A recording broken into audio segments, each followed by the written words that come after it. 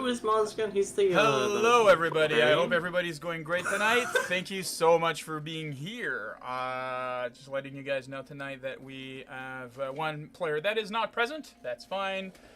They will not die with the curse that is that house. So, hey there, adventurers. I'm Crit, your friendly neighborhood forever DM, and artisan of shiny matte rocks.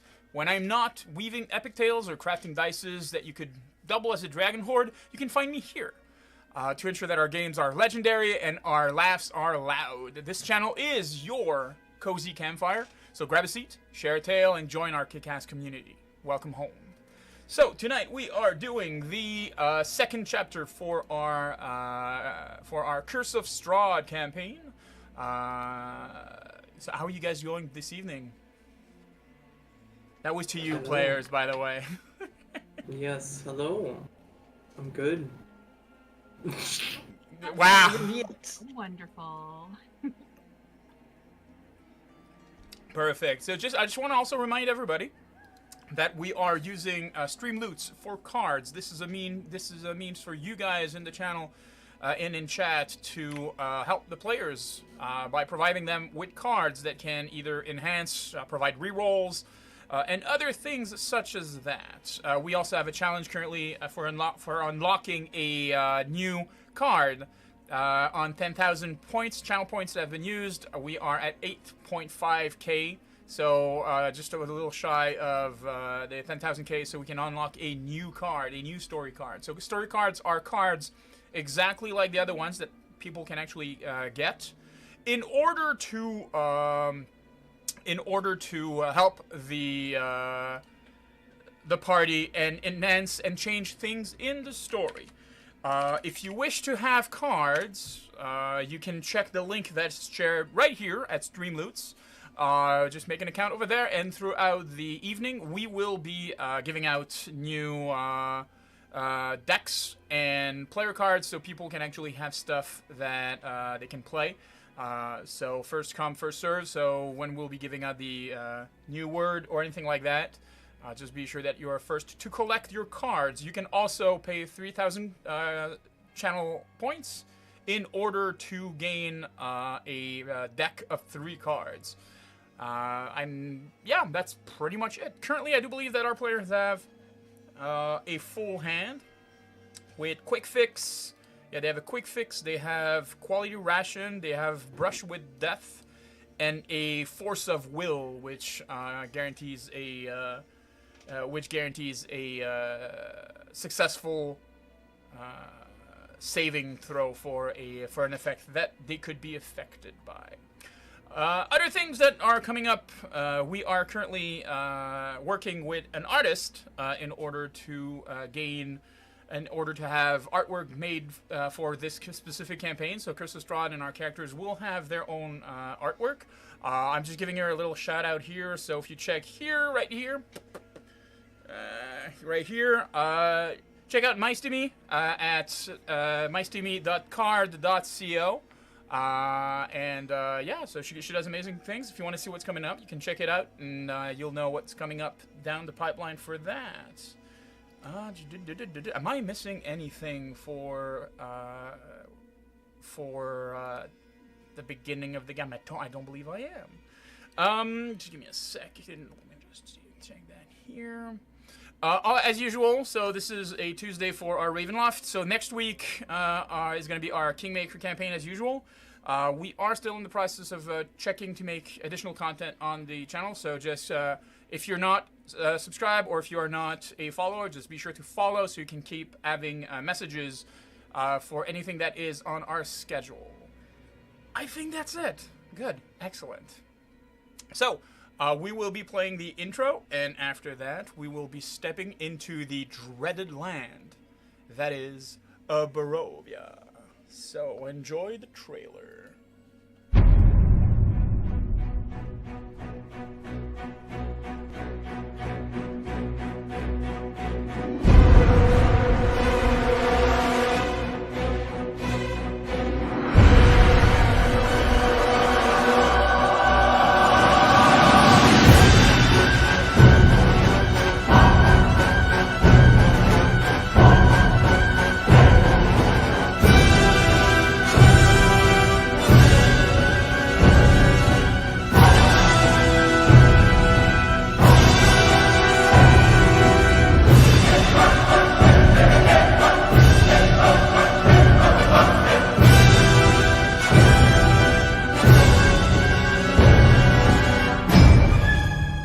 You cannot make demands of the devil.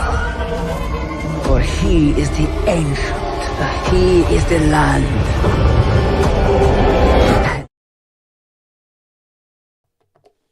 All right, so our attention turns once again to the Vistani camp near Tsirpool, where a colorful gentleman sits by the fire. Kids are gathered around and ready and eager to listen to his tale, or at least him as he continues to tell his tale. Avery sits comfortably, takes a bite from the chicken leg he has, and continues his story. Where was I? Ah, yes, that is right. This tale was a tale of 5 souls drawn together by fate and shadows.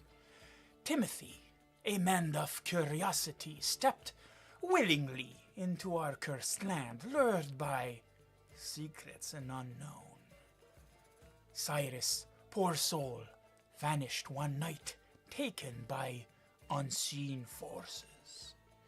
Maz, separated by from his companions, was beset by wolves emerging from the fogs, and Kristrid's search led her into the mists, while Kindroth, following the Burgomeister's orders, sought a missing messenger. Each, after meeting, found themselves at the Blood and Divine Tavern, a place steeped in unease at this time of day when they reached it. There was there that they met Ismark, the Burgomeister's son, and soon to be Burgomeister of Barovia itself, who implored them to escort his sister, Irina, to the safety of Valaki. But first, they had to brave the horrors of Death House, proving their worth against the malevolent forces that plagued Barovia. You see, Death House, as it is called, was a place of lingering dread. A place where adventurers disappeared many times over. A place for Ismark to test their resolve. Within its walls, they at first found silence. The almost unnaturally untouched surfaces and rooms seemed unnatural until they faced the spectral apparition which took over one of the armors and fought them. In the echoes, maybe our adventurers would find the family's dark past.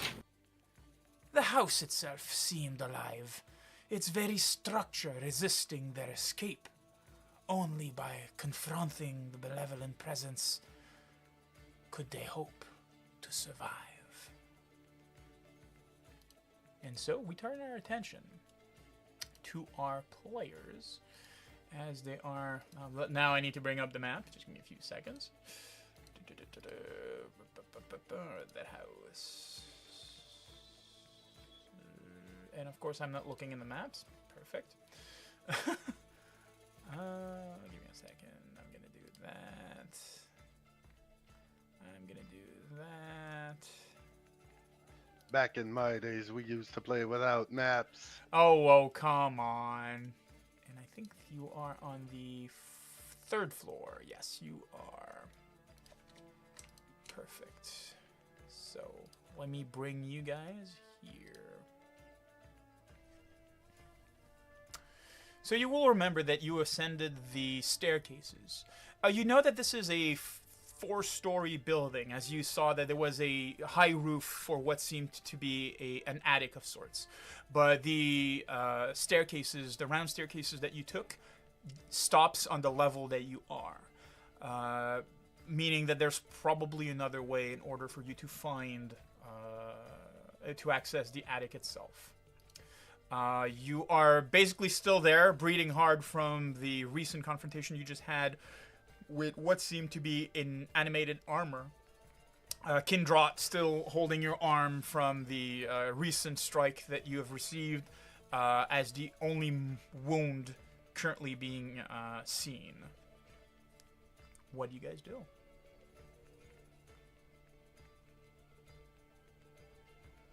Cool. What do we do?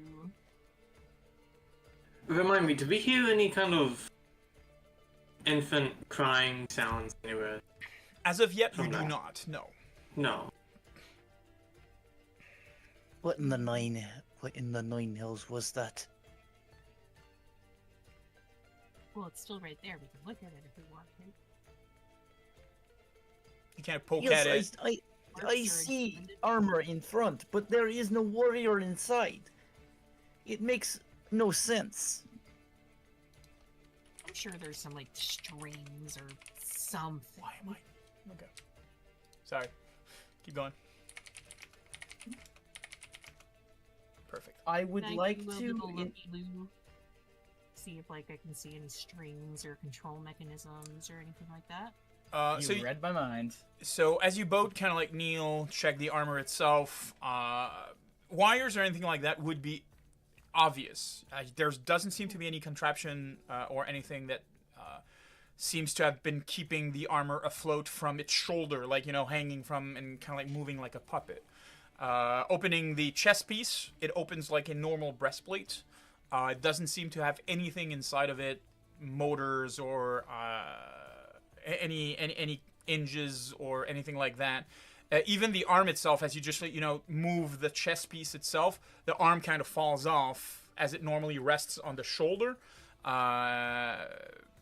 And as it was moving, it seemed as if it had something beneath it, but now it just seems hanging loose and doesn't rest on anything. I'll put my foot on the helmet Okay.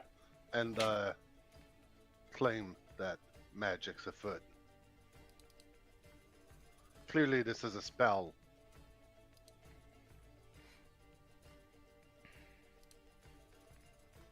When he says clearly it's a spell, does that do I know about any spells that can like animate objects or? You may, if you Things wish. appear to have life. So, are you taking in your knowledge? Are you using your knowledge to recall knowledge? Are you using your arcana knowledge, your occult knowledge, your religion knowledge? To which type of knowledge do you wish to I'd say invoke? Arcana for this. Arcana. So you may do Arcana. an arcana check. Where's my arcana?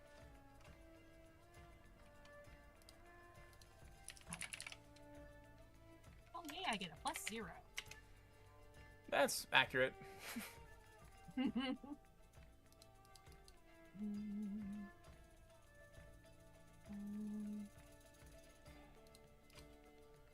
Excuse me, Mr. GM. Yes. Could you please remind me how to do this? Because I know how to do the attacks. but not Absolutely. the So ability checks. you press C to bring up your character sheet.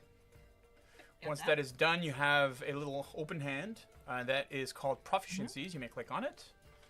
And then you will go to your Arcana +0. There's to the left of it a dice that if you hover your mouse on it, it'll kind of like roll. Aha, aha. Yeah, there we go. I see. Perfect.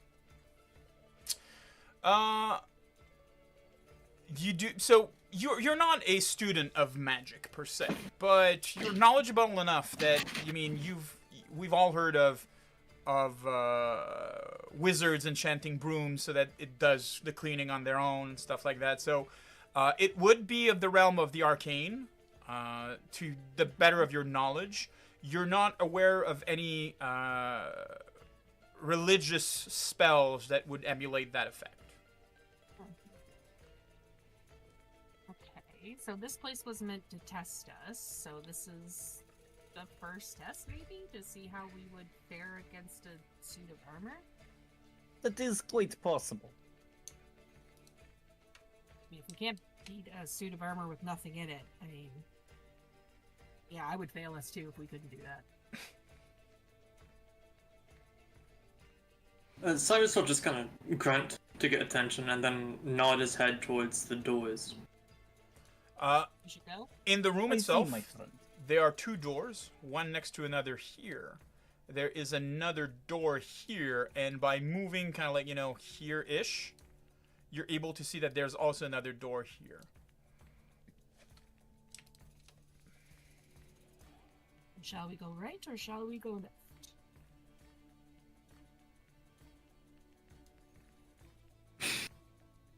Seeing the lack of response after a while, Simon's just gonna walk up to the door he's at and just Okay. kind of motion to people to come close.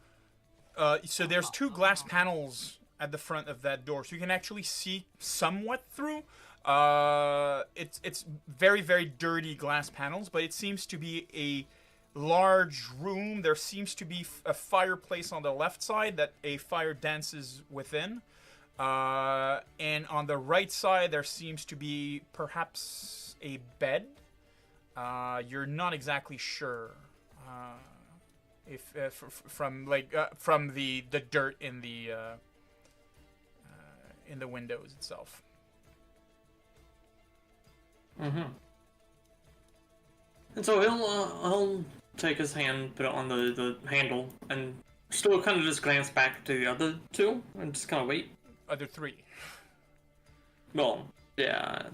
Excellent. Kristrid, Timothy, what do you do? I'm following behind. Okay. I will also follow. Perfect.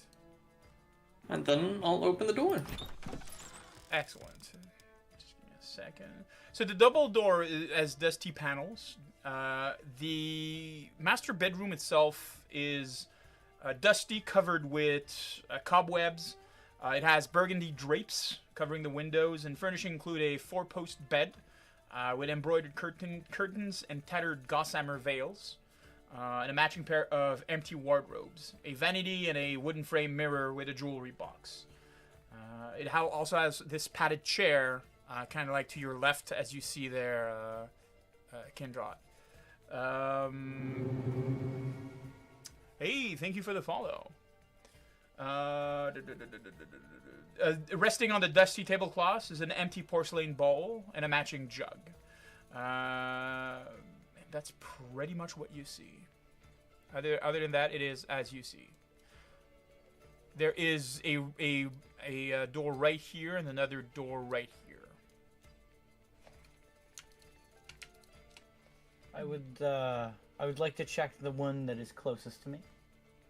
Okay. Just give me a second. So the door reveals a pretty much empty, dust-choked closet. Anything of note within it? Nope. Empty, dust-filled. That's about it.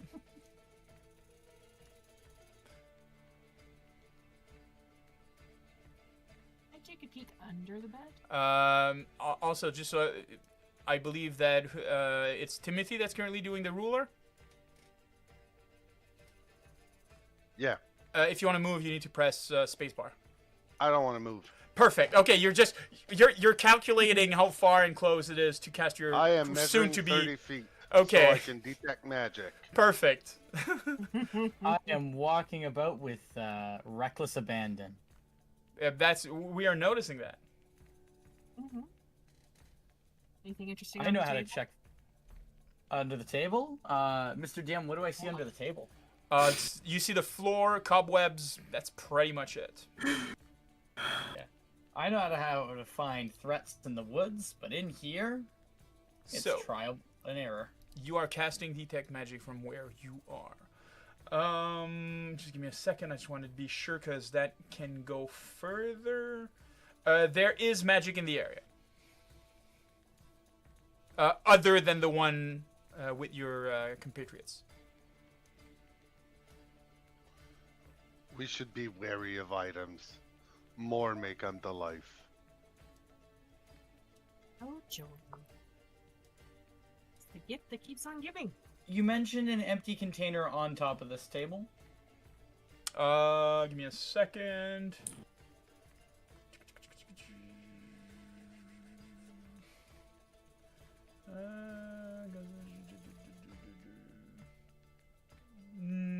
It's just a plate, empty, pretty much nothing. If you want to go, there is a wooden frame mirror and a jewel box on the vanity. which is pretty much like here-ish. So you are looking at the door here. I want to know what the other ones are doing.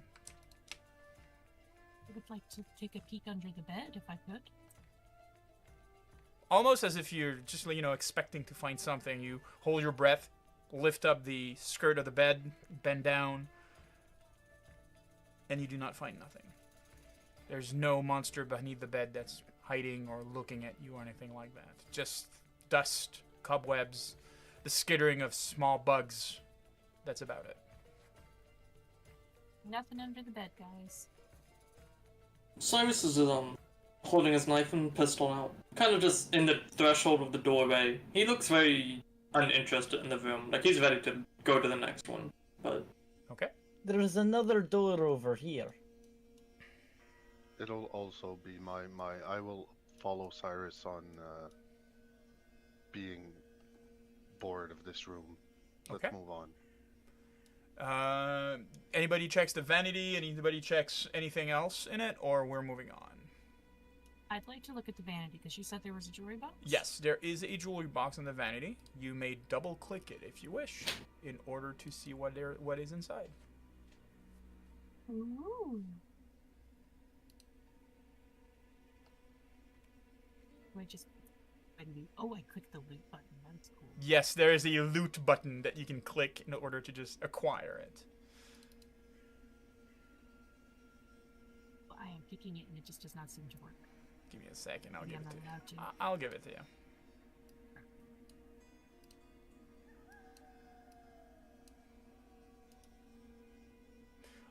As you take the one of the pieces of jewelry, the final piece of jewelry, the box itself seems to instantly almost rot and crumbles down into dust, only leaving the small hinges basically on the surface of the vanity. Oh, that was a wonderful omen. This is going to be a great time. I would like to open this door up here. Absolutely. So you open the door, and what you see in front of you... Oh, just give me a second. Interesting.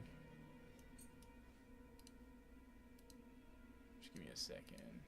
Ah! Sorry, that's me, that's me. Well, I have characters that are point of view, but I do not have access to it. Just give me a second, I just want to verify something. Confirm ownership. Observer, here we go.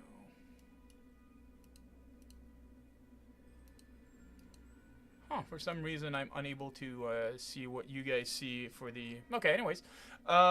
It is basically leading to a small balcony that's currently partially covered in the rain, the drizzle from the rain outside. As you open the door, off in the distance... hey, thank you for the chest purchased, Bazzy. I hope you find good cards so you can help other people here. Alright, so... mimic. It's not a mimic. It's not a jewelry mimic. As you're stepping out, you do hear the faint sound of a church bell, almost like erratically being sounded, like ding, ding, ding, ding, ding, and stops off in the distance. You do remember that at the bar, Eastmark was saying that the local priest, was sounding the church bell at odd hours and other things like that. Perhaps we must pay our friend a visit after we are done in this infernal house.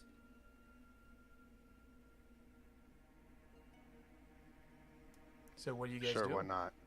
I'm not into religion, but if you will, if it pleases you, we'll do it.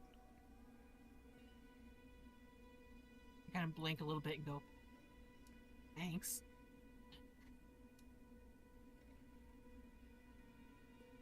You can Hey, almost you're not berating.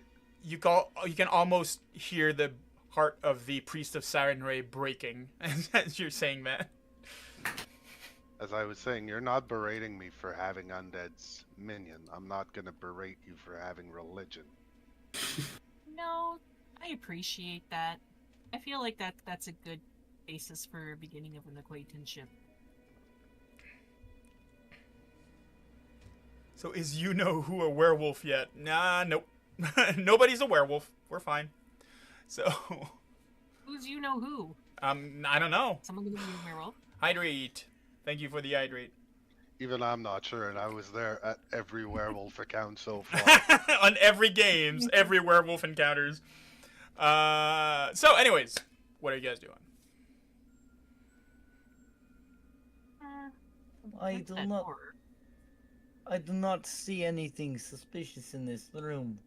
Although it is slightly worrying, the presence of magic in it.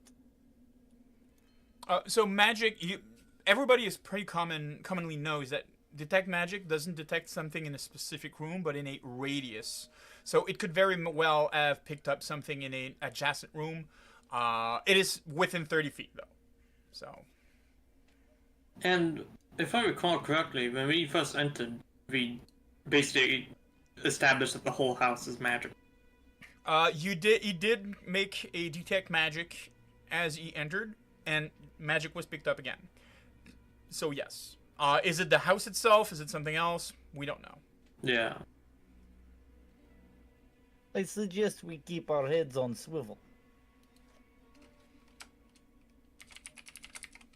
That's still on us, right? Ideally, and also we need to find a flight of stairs to save a kid. We should hurry. Alright, I am ready to head to the next room if you all are as well. Me too. Let's go. So you Probably somebody else in front. all move basically heading towards the door in a way that you can decide where to go next. Who leads the way? Yeah. I guess I will, because everyone else seems afraid. Perfect. Use you. I'm not afraid. I'm just the backup character person who I'm helps. just a backup I character. don't want to be the one in the front. Thank you. So Does not make me afraid. Cyrus will open the door. Perfect. So you open the door to a dark room containing a wooden tub basically to the right side as you walk in. And it has clawed feet, basically like, kind of like resting on these clawed feet. There is a small iron stove as well with a kettle resting atop it, basically here. There's a barrel under a spigot. So this is the bat. This is the barrel with the spigot. However, it doesn't seem that the water's running or working or anything of the sort. Well, Cyrus will take like a quick cursory glance around and then just kind of shrug, look to the others, and slowly make his way back towards the other two doors. Okay. Anybody else does anything specific? Anybody wants to check the room itself, or we're all following? I want to check the kettle because I don't have one, and I would like one because it'd be good to boil water in. I'm just gonna do one thing. Just give me a second. Configure ownership. Tabletop observer. And can I'm just gonna really fast do something. Just give me a second. Hoping, it doesn't. For some reason, it doesn't let me have Kristrid as a point of view character. Interesting. Or Timothy, for that matter. Okay. Don't you have a backup character? Point of view. All right. So Cyrus wait.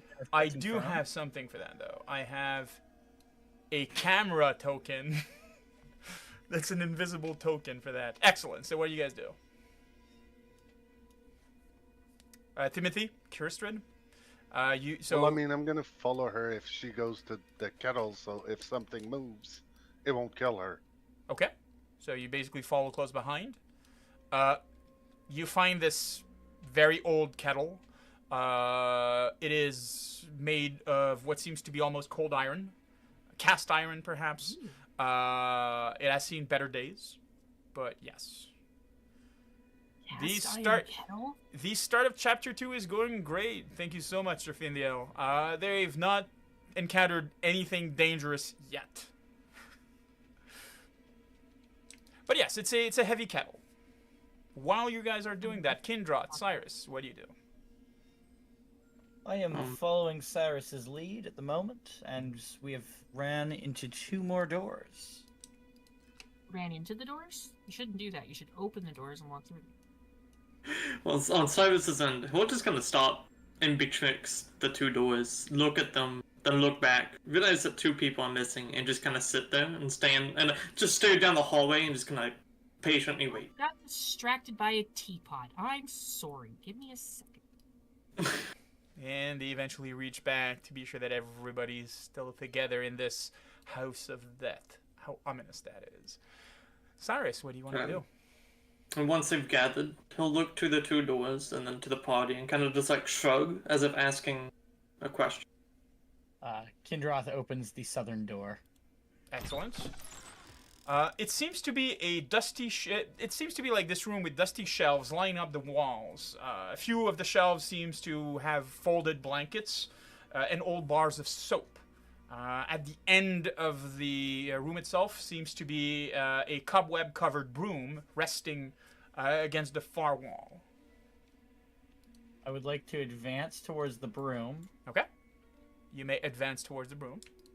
And having heard As you tales- advance toward the broom, the broom will That's attack never you. fine. Oh no! So, he will give you a first attack, and then we will be rolling initiative. So, Great irony is my plan was to poke it with my rapier. so you're kind of surprised being able to, back up a bit as the broom just like whooshes right in front of you, and you're kind of like dodging out of it. You realize that the broom is actually moving. And we will be going for initiative. Just give me a few seconds. We have problem. Here we are. So you may all roll initiative. The carousel didn't come up. Oh, there we go. Bloody hell. So I'm missing Kristrid and Cyrus. You're missing Christian because she can't remember how to do it. One second. She's trying to remind Ooh. herself. Awesome. Hey Meredith, how you doing? Okay, I definitely have to call for help. Okay, I am helping you right now. Rolling Okay, initiative. Here we go. Here. All right. So we will. Since I do this once every 2 weeks. It's fine. So, Thank Kindrot, you are surprised, but still on both feet, ready to reply and being ready to counterattack against the broom that evidently wants to kill you. What do you do? Yes, so is it my turn now? Absolutely, you're beginning. You're the first one to act. Perfect. I believe I do get hunt prey back after combat. Absolutely, hunt prey is just simply takes an action. It does. There's no limited uses of it. Perfect. As both swords drawn already, I am going to. So you may target use- hit and use hunt prey. Yes. How do I set target again? Okay, T? just give me a second. I will remove hunt prey because you still had it from. Oh. Okay. Not everything's a mimic. Everybody's like, oh, it's a mimic. No, it's just an animated broom, guys.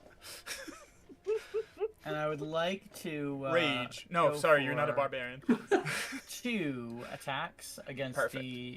the Animated broom to start. Excellent. So what you want to do is you want to target it. You want to put your mouse over it and press T. Yes. Excellent. It's targeted right now. You may do your attacks. Perfect. Are you attacking with your rapier and dagger, or just twice with your rapier? Rapier and dagger. Go right ahead. Because twin takedown requires them to be 2 separate weapons. Oh, that's true. That's true. The house is a mimic. That sadly misses with a 12. Doesn't meet the AC. 12 again doesn't meet the AC, and that concludes your turn. I have 3 actions. Yes, but you used 1 action for. Oh, sorry. Twin takedown is 1 action, correct? Yes, it is. My bad. You may go right ahead. So, in that case, I will do another twin takedown if I'm able to. So that'll be with a -2 to hit with the rapier. And I believe I may have to... That is a crit miss. Ah, is there anything special that happens for that? No, you just miss more. You stab the wall basically beside you. I want to remind the players, by the way, that at the beginning of the game, every session you gain a hero point. Such hero points can be used to either re-roll any d20s that you have rolled, or to automatically succeed your death save. So if you wish, This seems like a good time to use it. not a problem. So the way you use it, you right-click on the crit fail, and you should have the option for re-roll using a hero point. You see that? Scrolling down. In the chat, so basically when you see where you see your crit miss, Yes, I do. right-click, and you should see, here we go. It re-rolls another crit miss. Oh, lovely. Sadly, As excellent. for my final attack, I do not know if there is an option that has the correct multi-attack penalty. So technically, that was your third action. Because you used Hunt Prey, which takes an action. Yes. Twin and then I takedown. used twin attack twice. You used Twin Takedown once, so you attacked twice, which both failed, Yes. and you attacked a second time with your yes, last with action. twin takedown again. That made a crit miss, so that's your turn. That was intended to be twin takedown.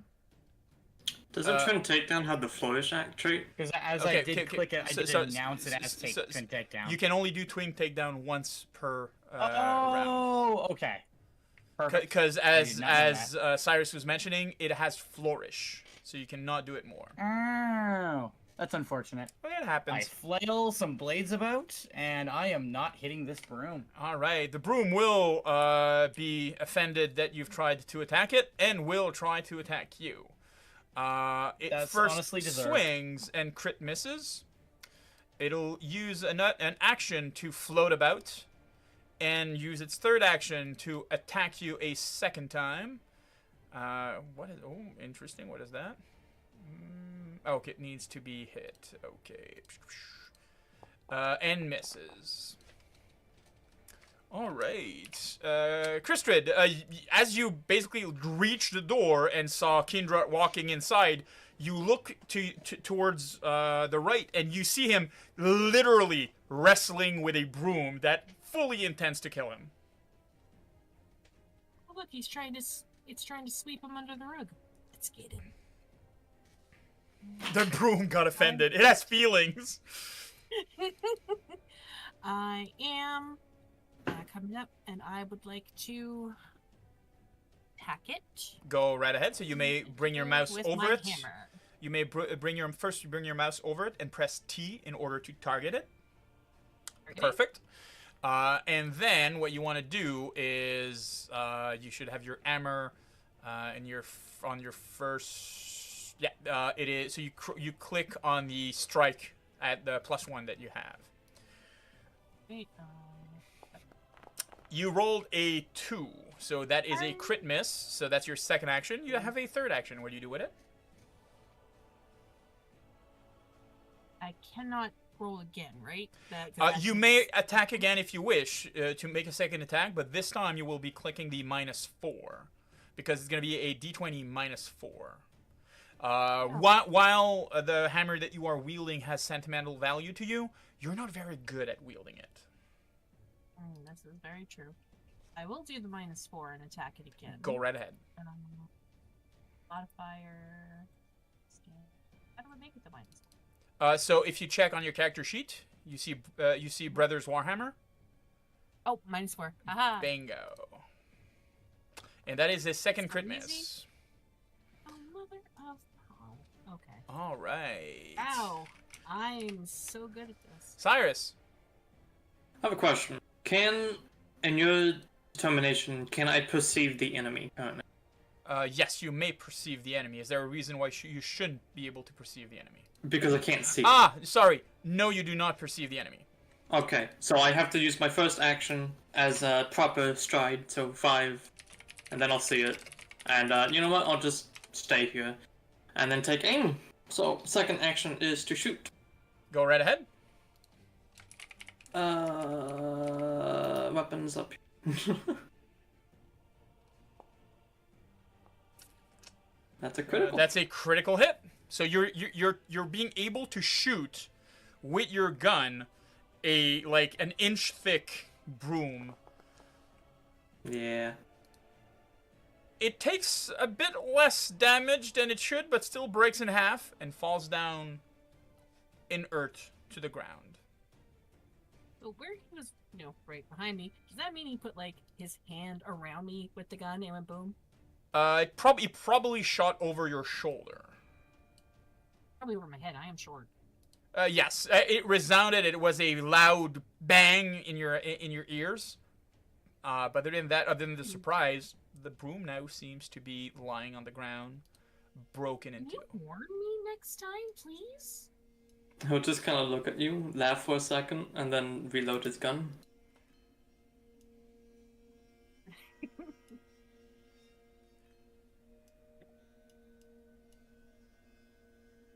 What do you guys do? We leap the splinters.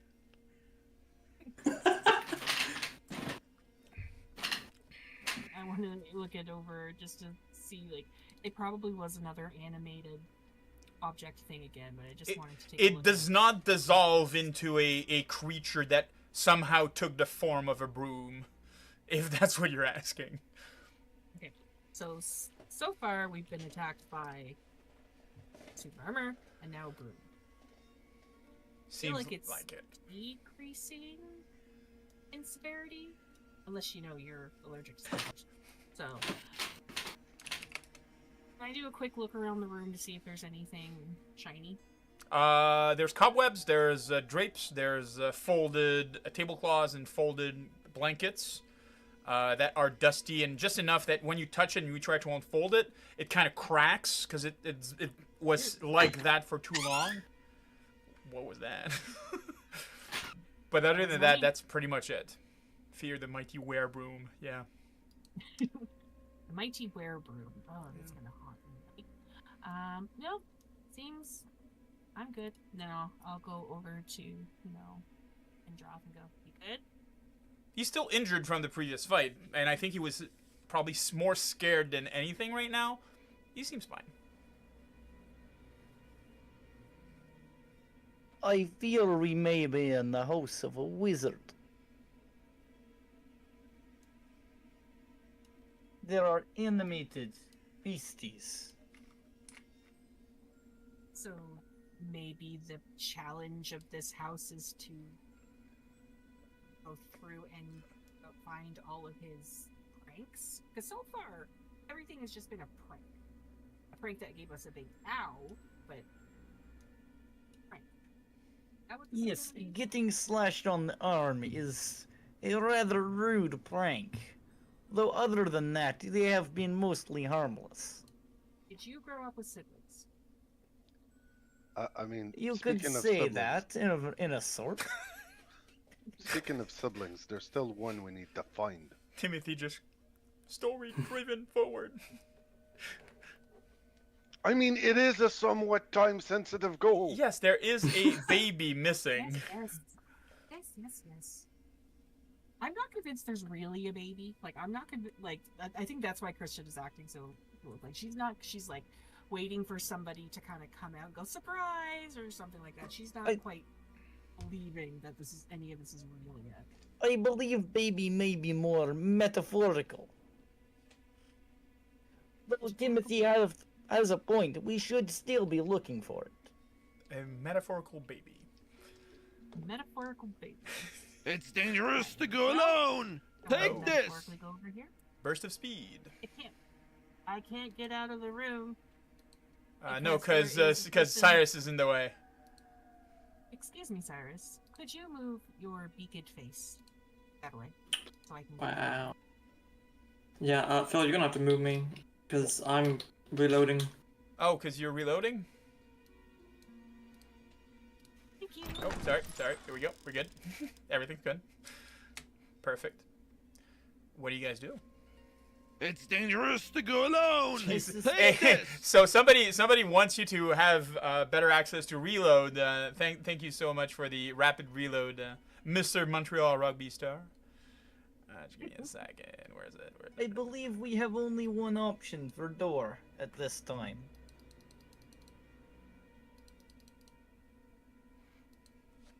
and will you Yeah. let us do so? I told you guys, I'm not going in first. So, as you check the door for a second, by the way, Kindra, you notice that there are double doors that have dusty panes of stained glasses set into them, design that seems to be reminiscent of windmills.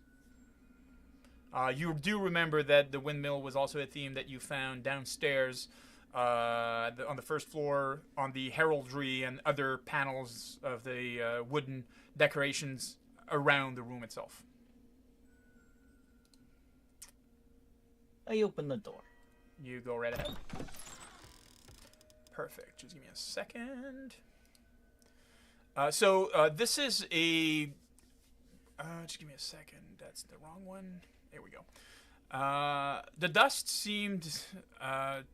so the room itself is dusty and seemed to be more of a servant bedroom rather than a master's bedroom or anything like that. It's pretty much what you do see. Just give me a second. You do, though, notice a ghostly apparition that slowly seems to be hovering near the bed. And that's pretty much what you see. Give me a second. I will...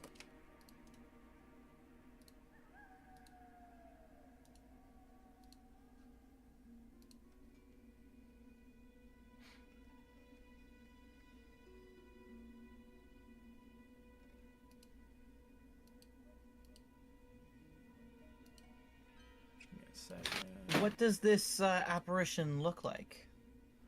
Like a specter. Does it appear to be humanoid or kind of more of a shadowy, just...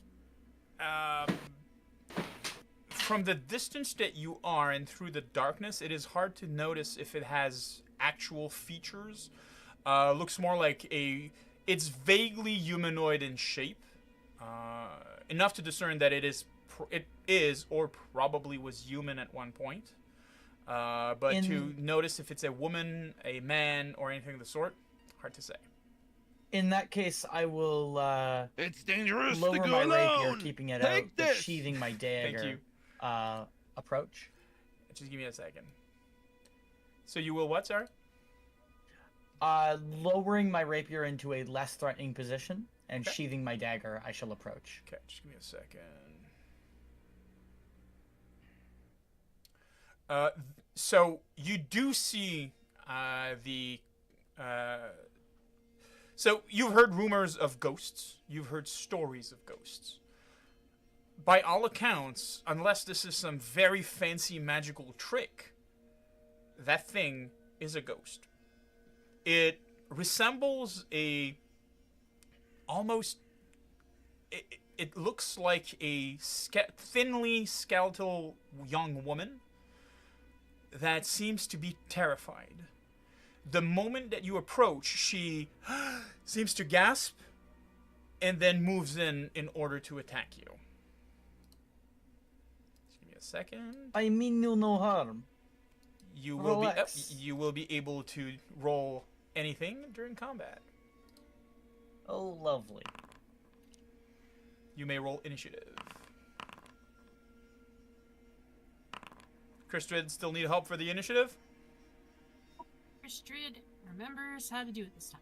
Good. He just needs to get to the right page. Not a problem. It's on the top of the page. So you see the portraits at the top? Yep. If you hover on yours, you should see a D20. Here we go. Click on that. There we go. I Perfect. was on my character sheet. Not a problem. Yeah, I tried to find modules that basically simplifies a few of the things here. So... She's also rolling her Arcana for initiative.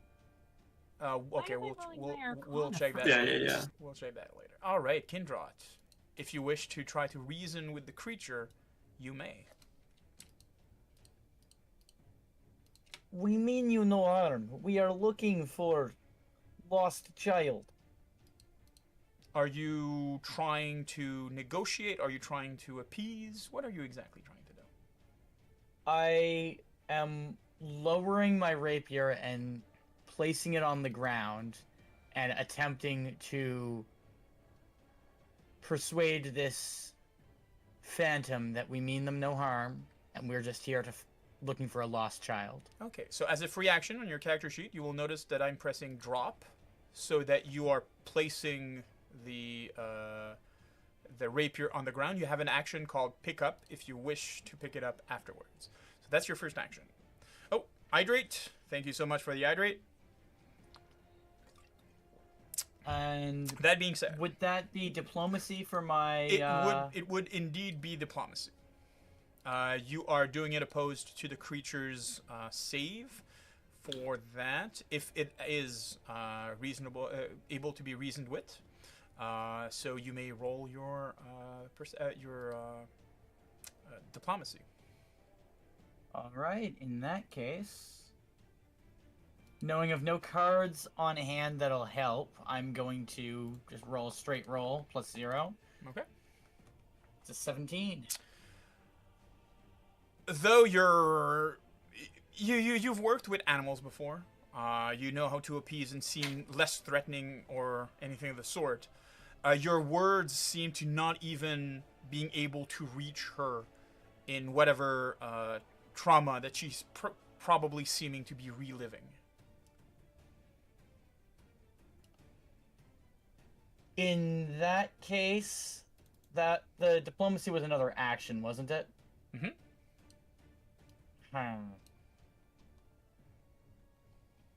I'm going to use a foot to kick the rapier back towards the rest of the party.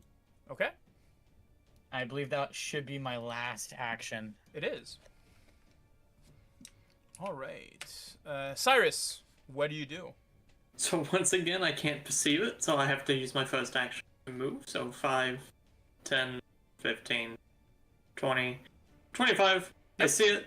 Yep. I want to try to recall knowledge through, like, preferably my undead lore. Okay. Yes, absolutely. You may roll that. That's not what I want. That's what I want. I'm going to do that here. Just give me a second. Chris STRAHD. Just need to find the actual thing. All right. You 25. What is the question that you want to ask? I want to know if it has, like, weakness traits. You know, like, if it... I'm just going to say it out, okay, if it has void healing or not. Okay, so that's two different things. Void healing is a passive ability, whereas weaknesses are another thing. So which... Yeah. Well, I want the passive. You want to know if it has void healing. Yeah. Excellent. So for everybody that's in the party, you may verify if you wish. In the actor tab at the bottom of the screen, you have Bestiary Tracker. You may click on it. I believe that the enemy should be in the unknown tab. Am I wrong, or? Yeah, that it is correct. Excellent. I see. So Void healing. And it does have void healing. Things. So that's your second action. You're And, able to remember that as an undead, clearly an undead, creatures as these are hurt by positive energy. Yep. And then... I guess I might as well waste the ammo on it. I will shoot at it. Excellent. Miss. That is a miss. Cyrus, what are you doing? He's clearly unloading his gun on the creature. Timothy. Well, so much for diplomacy.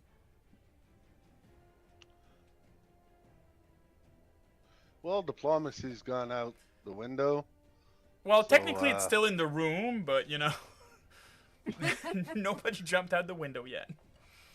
What's the bulk on the rug? The rug? Do you mean the rug right next to you? Yes. The bulk? Jesus. I don't know, probably like 3 or 4. Alright, it's too heavy. Then I'll take the helmet of the armor and cast telekinetic projectile. You wanted to throw the rug at it. Oh shit. That's good. Be sure to target it. And I guess yeah, sure. it's gonna That be would bludgeoning. be yeah, that would be bludgeoning. Excellent. You may attack it. Excellent. That sadly misses. What? Oh, all right. Yeah, Why 14. am I rolling privately? Because you've set it. So basically, at the chat on the chat window at the bottom of I'm it. on public roll. I don't know why. Because I also. It says Bob has privately rolled some dices, so I don't see it either. I see it as the DM, but I don't see it on the tabletop. I would Alright. click off and then click back. All right, Yeah, so that's what I did. that was 3 actions. No, 1 action. That's one action. Well, sorry, 2 actions. So you still have 1 left action. I mean, well, yeah, technically my first action would have been to move because I don't clearly see it, so I'll move and then do the thing. Okay. So like here-ish. Yep. That's Okay. my turn. So that's your turn. Excellent. The creature will use its first action in order to use. Well, it will use 2 actions to make a 30-foot emanation. The only person currently not in it is Kristrid. I will ask all of you guys that are there to roll in the chat DC the will, please. So if you see in the channel, there's a there's the DC that you need to check. Yeah, we go. So Cyrus, that's a success. We have a success by Timothy, just missing Kindra. That failed it. Okay. On a success, creatures. Excellent. So she wails. The only person currently under the effect of her ability is Kindrot. You are frightened too. Just letting you know, frightened is a condition that basically, if you have frightened 2, that means you get a -2 on all of your roll every time that you take an action or roll a d20. At the end of one of your turn, you reduce the value by 1. So you'll basically be under the effect of that frightened for at least 2 turns. So that is her first action. Her second action will be to... Just give me a second. Just want to check here. That's not what I want. She is able to do that. She will move here.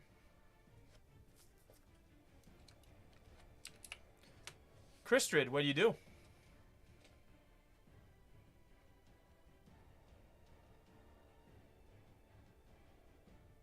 Kristrid? Hello? The ghost is scared her silent. Yeah, No! apparently She may have the deafened condition. she has the deafened condition. Are you here? Give me a second. Or is she trying to, like, you know, she was messing around with the how do you mute yourself, and she the amount of time of, oh, sorry, I made this amazing speech, but I was She's not muted on Discord. Interesting. Just give me a second. Let me check out. All right, so what we'll do is we'll shelve our action for now, and we'll keep on going forward. Kindrot. I am going to walk. How far back did I kick diplomacy? So I would ask for you to at least spend a move action wherever you're going, or wherever you end your movement. We can assume that you will be where your weapon was. All right, I have moved as an action. I believe it's also an action to pick it back up. Yes. Right. I'm going to find where the action to do that is. It's in your Pick up action one tab. action. Pick up. Yes. There we go. And I shall use my final action to move into the center of the room. Okay, go ahead. Perfect. And that is my turn. And just give me a. And I'm we'll. back. Hey, Kristrid. Excellent. So, what would be your action? Thank you, IT boyfriend, by the way. I don't know what happened with this. Thank you, IT boyfriend. My first action is gonna be like, what the frig are you guys doing? And then walk into the room. You notice that Cyrus unloaded the gun. Kindrot was clearly speaking to someone, and as you walk in, there's no one. What? The ghost appeared to be a young lady. Is very scared. She is also very scary. I tried to make it clear we meant her no harm. I fear she does not believe us. Uh-huh. Can I look around and see if there's like any mirrors or anything? So you take what you move. That's your first action. Second action, take stock to look if there's any mirrors or anything of the sort inside. There doesn't seem to be any. There doesn't seem to be any mirrors. It seems to be more like a servant's bedroom or something more along these lines than a master bedroom or anything like that. Just give me a second. Where's that? Did I really just close that? Nice. Give me a second. I'm gonna need that. I'll tell you in a moment if you find anything else specific in that room per se. We're gonna do that. We're gonna do. Do I clock that Kindroth is like? Did you what? Sorry. Do I clock that Kindroth is terrified right now? He's scared. He's shaken. You know, from like a typical person does under stress and under stressful situation. Yes. So the bedroom contains a large bed, 2 end tables, and an empty wardrobe. Mounted on the wall next to... Oh, sorry, there is a mirror. Mounted on the wall next to the wardrobe is a full-length mirror with an ornate wooden frame carved to look like an ivy... to look like ivy and berries. That's... so basically, like, here-ish, there's a mirror.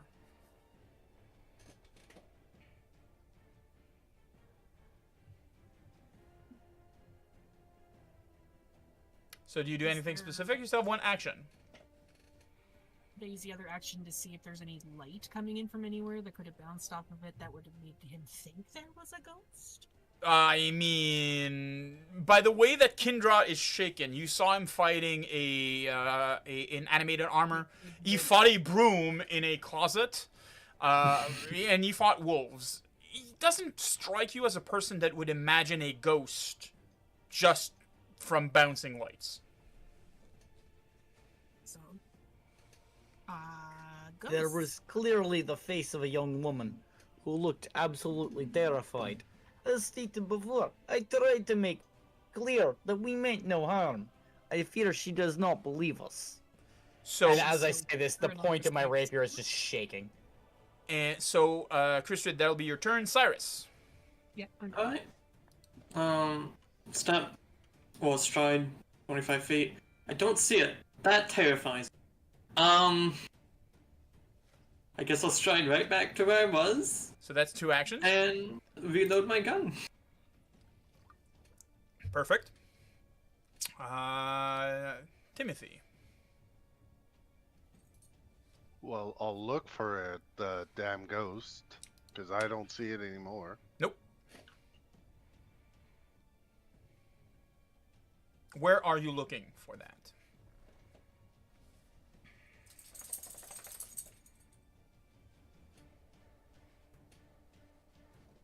What's the darkest thing I can't see? The like what? The wall or the wait. That's a wall. You may do a perception check if you wish. I'll do one.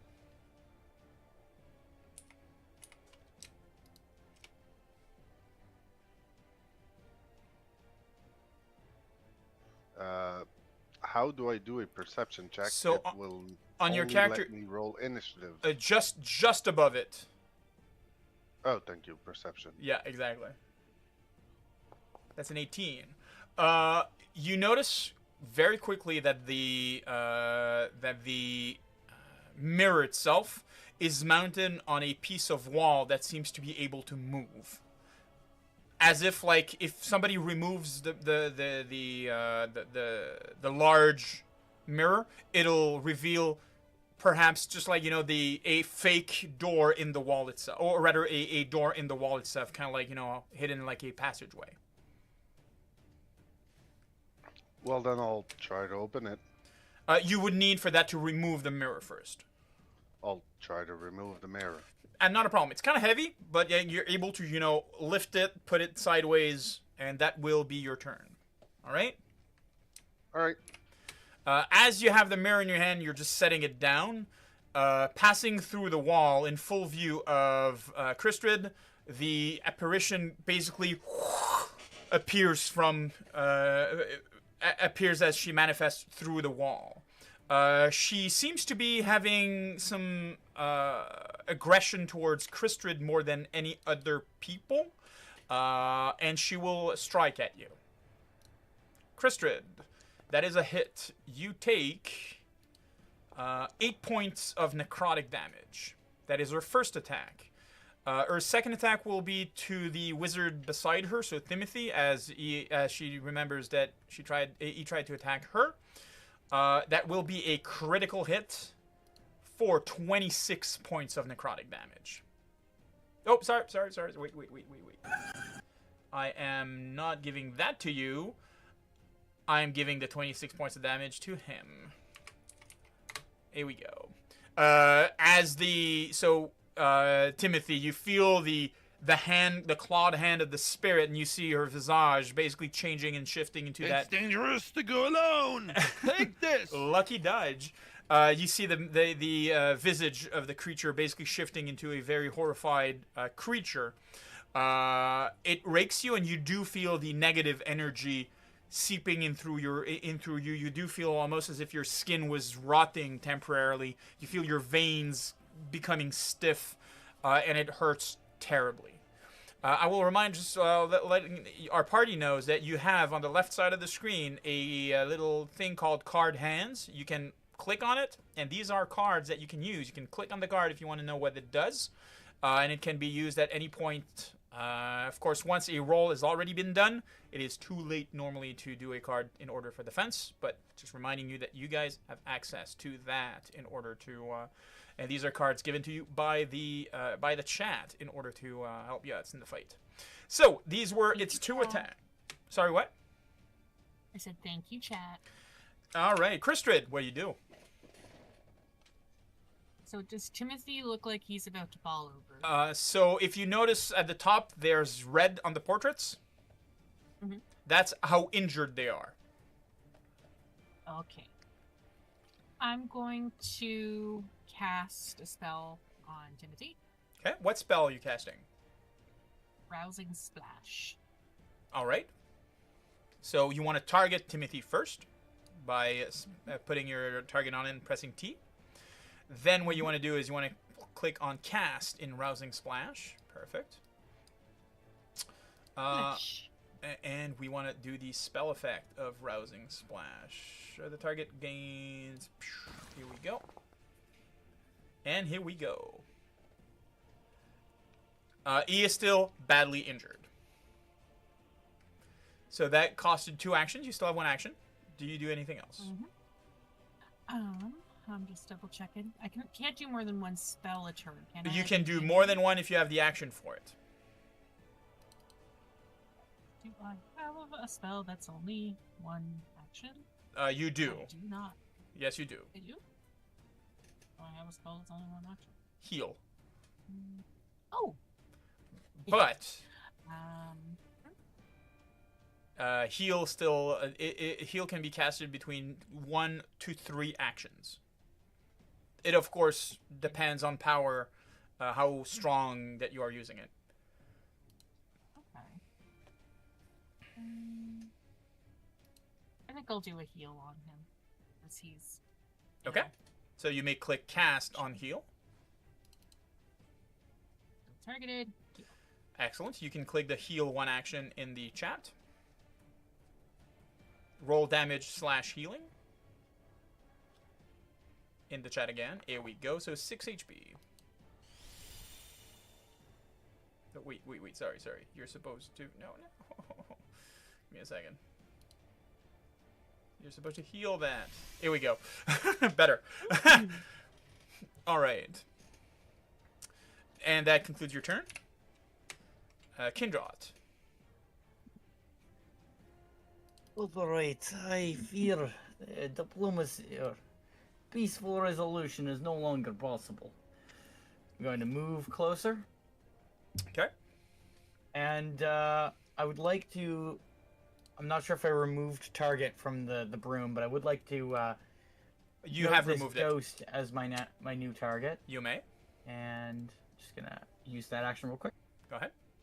So that's one. So that's 2 action already. Perfect. You still have And 1 action. I would like to attempt to grapple the specter. If they're not willing to listen to reason at the moment, perhaps if we can.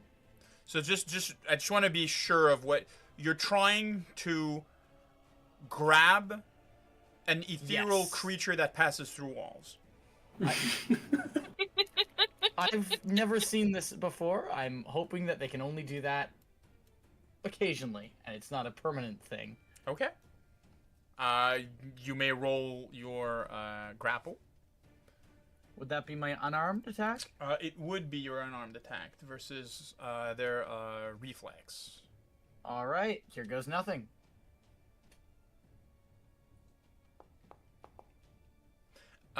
So that's a 9. That doesn't touch. So you kind of like grasp at air and fail to make contact. So you do not know if she is graspable. All right. Yep, I believe that's my turn, actually. Cyrus. Well, first things first, I shoot at it. Excellent. Just reminding you that you're literally pointing the gun at Timothy that's across. Yeah. Okay. Well, skill issue. Skill. Fair. Okay. Dying is not a skill I possess. I don't miss. It takes no damage from your attack. Lovely. Next thing is to do a reloading strike. Wait, why does it take no damage? Give me a second. I just want to check one thing here. Oh, really? Okay, that's why.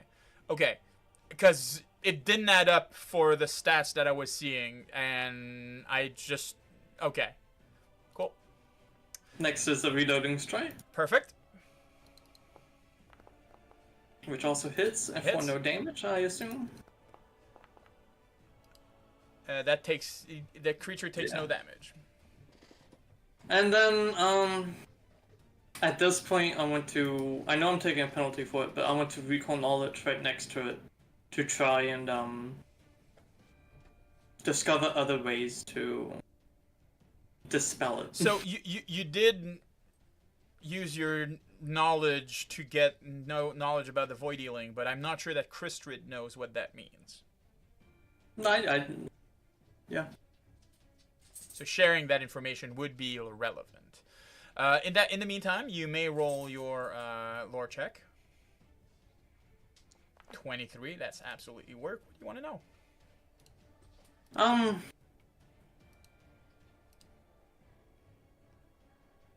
You know what? Let's do the resistances. You want to know if it has resistances? Yeah. Excellent. Here we go. It's been Revealed. Yep. and be mindful. Resistance are different than immunities. Yes. Excellent. All right. And that completes your turn. Timothy, what do you do? I'm gonna drop my spear and start running for the cover of the bed. Excellent. The creature does not take attack opportunities. So you move. There we go. And then I'll cast,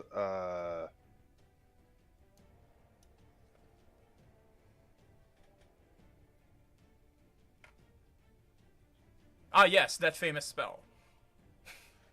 Sorry. I don't know why my sheet is not working anymore. Anyway, I'll cast Whoa. Sorry. I'm... telekinetic projectile again with whatever, a drawer or anything. Sure, okay. It is not off guard anymore. Just let me remove the off guard. Okay, you can do it. That hits.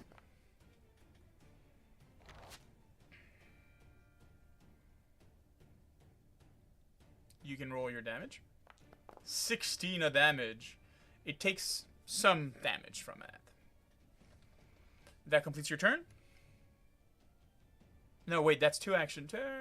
No, that's 3 action. 3 action, yeah, telekinetic is a 2 action thing. The Spectre will reach and make its first attack against Kristrid.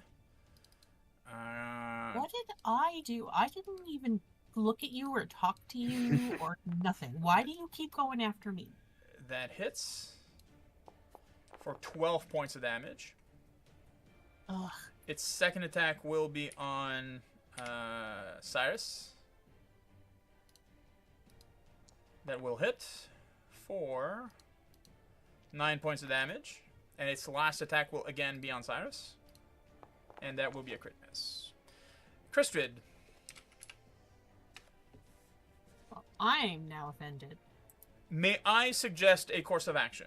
Because as you're a bit newer for Pathfinder. Vitality Lash. May I suggest a course of action? Yeah, definitely. So priests in Pathfinder 2nd edition do not have Rebuke Undead. Mm-hmm. The reason why is because their healing spells injure undeads. So for example, if you use your heal spell at 3 action, it is a 30 feet emanation that heals all living things and injures all dead things. Well, I really like that. Yes. Now the question is, are you casting it from where you are? Yes. That would make sense because I did a lot of healing already on Mr. Timothy over there. Perfect. So you're gonna cast heal from your from your character sheet. You don't need to target it. You do not need to target it. Nope. So excellent. You're gonna click on heal with the 3 little actions at the bottom. Excellent. And you should see place 30 foot emanation. You're gonna click on that and place it on top of you. Perfect. It should ask you, are you selecting all allies and enemies? You say yes. Both. It should, but it's not. It's not? Okay, just give me a second. I'm going to place it for you. Here we go. Both. It's, okay, I'm going to do it just because of... can you roll damage and healing, please? I definitely can. Really? Just give me a second. 1d10. It should be more than that. Just give me a second. This for his vital energy and 30 foot in living. Okay, so we're gonna do. Just give me a second. So it's gonna take that as damage, and I'll just add back 6 points of damage for everybody.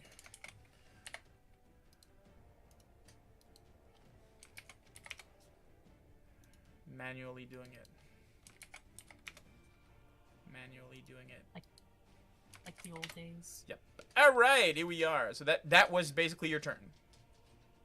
Thank you. Sure. Kindrot. Thank you, Kristrid. You're welcome. I'm going to turn to this this ghost. We tried to give you a chance at peace, but you have rejected it. And I would wish to... There's an action I am blanking on the name of. I'm just going to pull it up on my character sheet real quick. Quick draw. I am going to quickly, moving in, draw my dagger and attack with it in the same action. Okay, sure. And with that...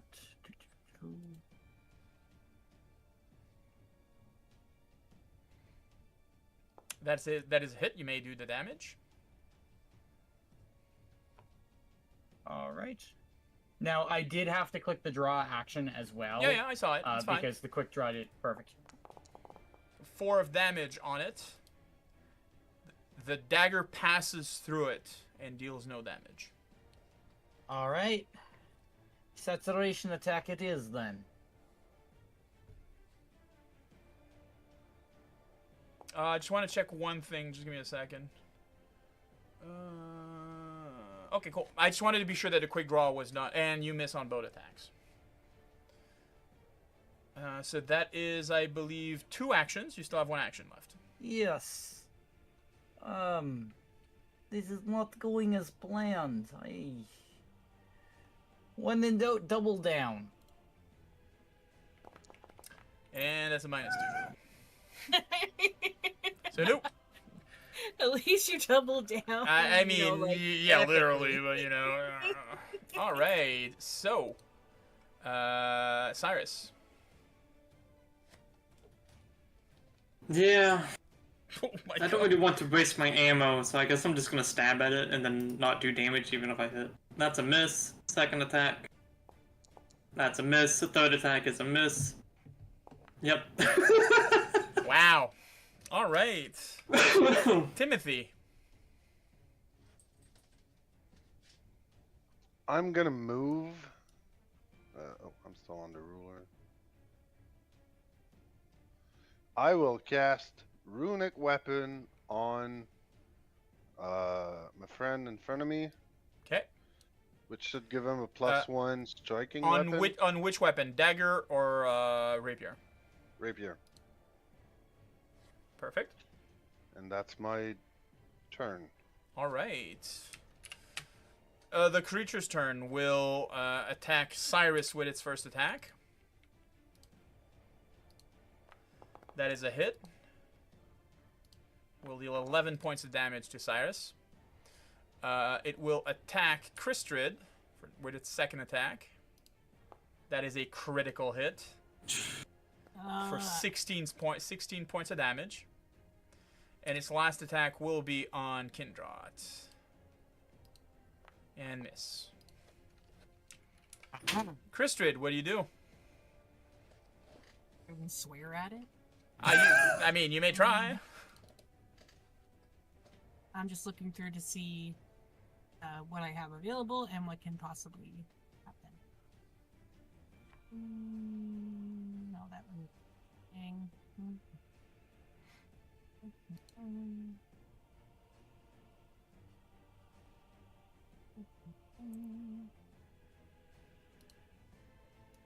That seems a bit excessive, though. Overkill. Hey, there's no such thing as overkill when you're dying, so you know. This is true. I'm gonna flinch it. You're gonna flinch it? Yeah. Okay. So it's a spell cast. Yes.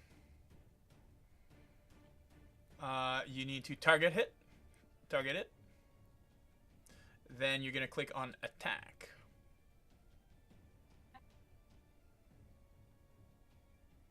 In the chat. That is a critical hit. So you're gonna roll your damage on chat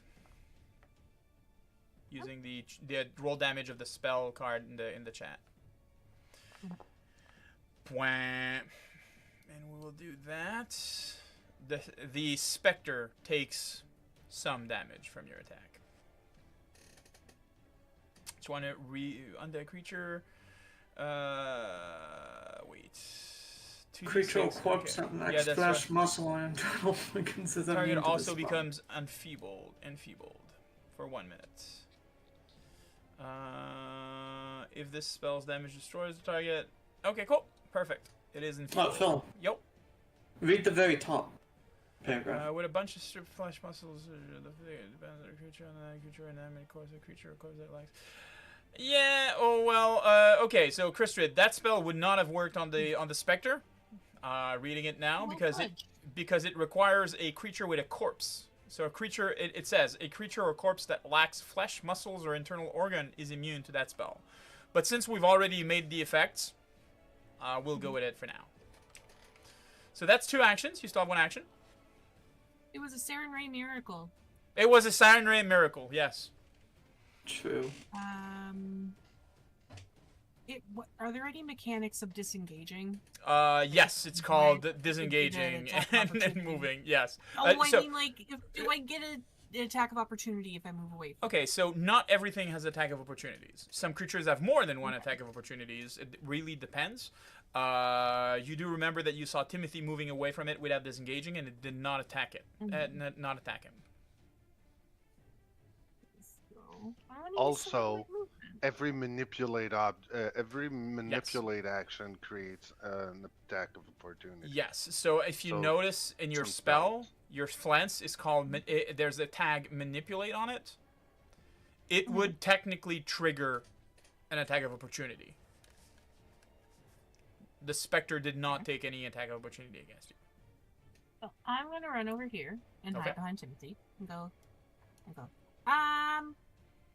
Help! He keeps hitting me. Kindrot, what do you do? You are not frightened anymore. I'm just going to remove that. Perfect. Your rapier pulses with runic magic and runic energy. What do you do? I am going to twin takedown. Perfect. So I will lead with diplomacy. And swing wide, missing it. That's perfect. I was just setting myself up to stab with the dagger. Perfect. Which probably also misses. That misses. Aha! You see, I have baited them into a trap. For you see, here comes the other dagger attack. This is the real attack. Sorry, the rapier attack with my second action. You are doing flourishes after movement, after fancy trust and stuff like that. The spirit just seems to be moving, bobbing and weaving in between the shots and everything like that, almost as if it has if it had a pair of eyes at the back of its head. Cyrus. Frustration. Oh, I still had one action, I think. Give me a second. You are correct. Out of frustration, I am going to attempt to kick the Spectre. Okay, so that's unarmed attack. You fail. Cyrus. I will step over here so it's off guard, and then I will attack twice. Excellent. Just give me a second. It is now up guard. That would not have hit anyways. Yeah. And yay! Timothy. We're doing good, guys. We're doing good. Doing good. First ghost. Doing good. Yeah. 4 more corpses to the death house. Let's go. I'm gonna cast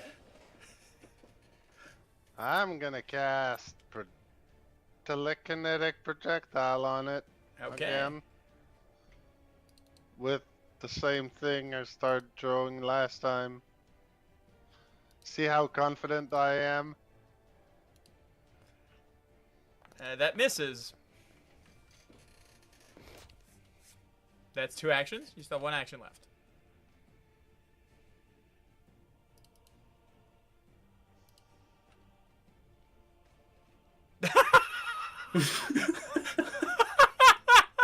Okay. The Spectre turns towards Cyrus. It will use its wail again, but you succeeded earlier, so it does not affect you. Oh, sorry, it's 30 feet emanation. Never mind. Give me a second. I'm gonna do that. I'm gonna do that here. Both. But not. Oh no, that's not what I wanted to do. That's what I wanted to do. Enemies. Okay. I will ask everybody to make a will save, please. Cyrus, you don't need to. Timothy, you do not need to either because you saved it earlier. So basically, Kristrid and Kindrot. Kindrot, you saved it. You are now immune. Kristrid, you are immune. Excellent. So doesn't do anything. That's her first action. Her second action will be to attack Kindrot. That is probably fair. That is a critical hit. I will remind the players that they have cards.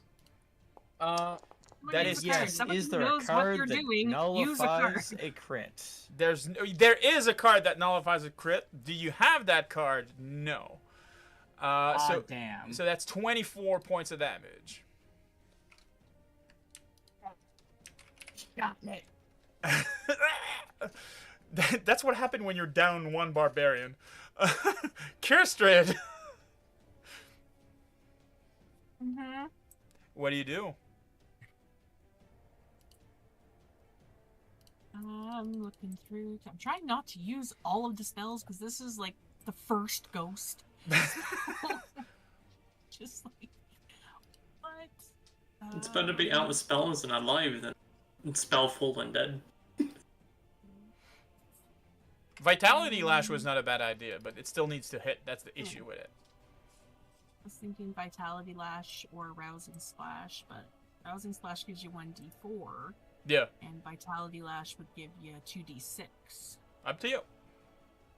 I'll do Vitality Lash. Excellent. So, one target that is undead or otherwise has void healing. The creature does, so it will need to make a fortitude. So, target it and cast your spell. Targeting. Casting. Just give me a second. Wait, that's not what I want to do. Good, because that was a 17. It's saved, so give me a second. You deal vital of the creature with a basic fortitude save. If the creature critically fails the save, it does not receive any damage because it saved the spell that you are doing. So that's 2 action. So I have 1 action. Can I tell him that it looks wrinkled and at least give it some like pain? Absolutely, you may absolutely tell the ghost that it looks wrinkled and stuff like that. It seems unfazed. Have you ever heard of dryer sheets? Like, come on. Perfect. Kindrot, top of the 6th round.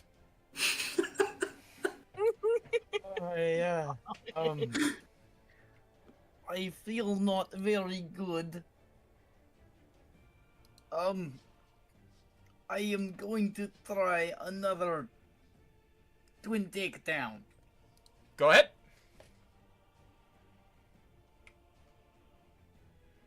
What weapon first? That will be diplomacy Miss. first. You have +9. Followed up- How do you?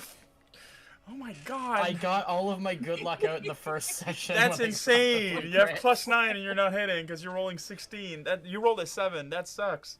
Okay. 20. That hits. Oh my god. But that's the dagger, right? Yes, it is. You may roll your damage. Oh, wait. It takes no damage. A mighty 0 damage. Yeah. He tried so hard. I'm going to attempt one more attack with diplomacy. Go ahead.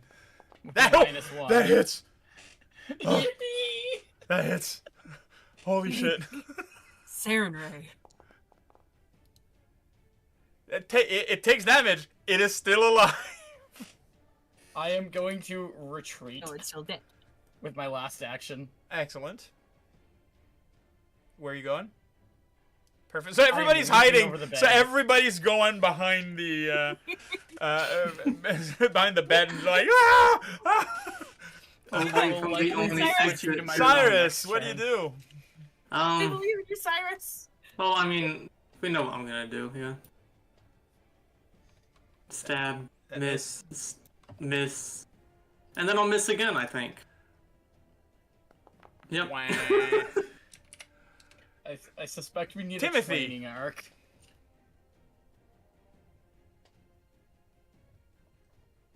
Timothy? This is not the party of good decisions. Are you here? Spirits, can you hear me? I think we lost him. I think we lost him. I don't know why. He's fine on Discord, so. Oh, okay. He's doing something. He's doing something. He's draining his familiar. Okay, good. Maybe his mic just went or something. but he Yeah. can still access everything. I think his mic just died or something. So once per day, your familiar is on your person. You extend the magical power. Yes, we're evolving into undead. During the current turn, you cast a spell you prepared today. Okay, so what spell are you casting? That's a good one, Kindrot. So I'm supposed. Okay. Yep. Okay, I gotcha. Right. Okay. Sorry. took off push to talk. It's not working. Which one you bring? Skeleton Guard or Skeleton? Yeah, Skeleton Guard, right? Yeah, it's only level 1 because we haven't rested yet. Skeleton Guard is -1. Skeleton Soldier is level 1. No, but I mean it's a -1 because it's a level 1 spell. Does it attack on your turn? Nope. Those are my 3 actions. Oh, that's right. You need to give it actions. All right. The spirit will first attack Cyrus. That's beside him, but that's beside her. That miss. Second attack will be to attack the undead. Oh wait, no, not that attack. That attack. Thank you so much. And we'll hit the undead, dealing void damage to it. So basically doing no damage to the undead. It will use its last action to move here. Just want to check one thing here. Yeah, absolutely. That's what it does. Kristrid, the creature is now back in front of you.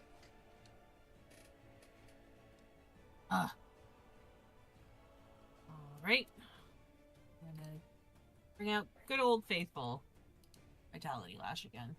Perfect. Target. Cast. It will need to make its save. Just give me a second. Save DC 19 basic. It fails its save. You may roll damage.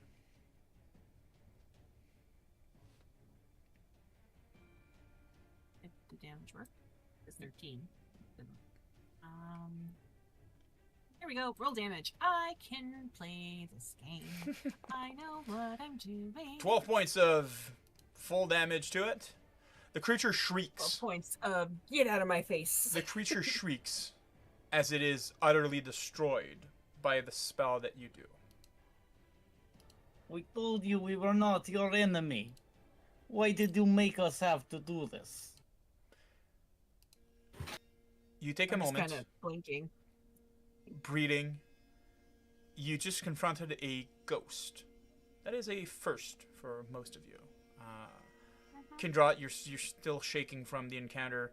You're all like sweating, breathing hard from the, oh my god, what the hell just happened? We'll let that just linger for a moment, and we will be going for a quick 5-minute break, and we'll come back to what's going on after that. So hang tight, guys. We'll be back in 5 minutes for a bio break. Just give me a second. Let me. Here we go.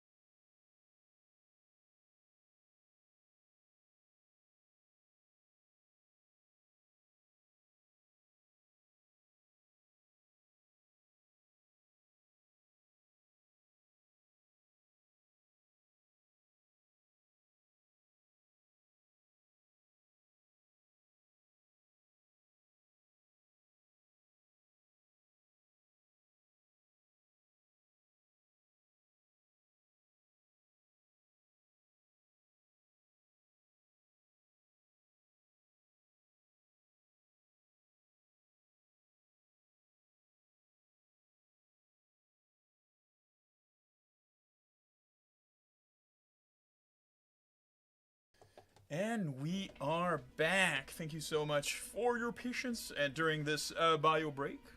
So, our fearless party has encountered their very first authentic spirit. What do you guys do? I would like to put a pin in like relentless and courageous and stuff. I'm scared shitless right now. Perfect. I'm about to die.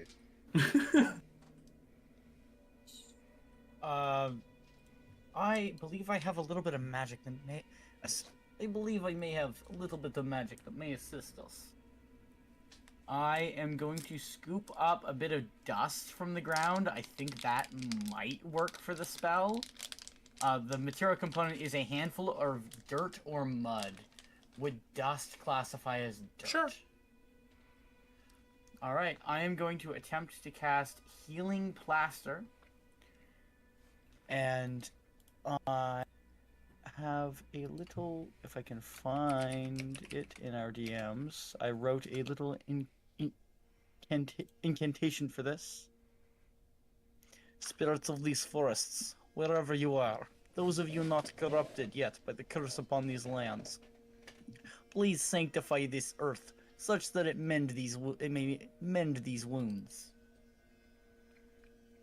And I believe I can heighten this by casting it as 3 turns? Or 3 actions? No, so spells are naturally heightened to half of your level, so it will only be heightened once you are level 6.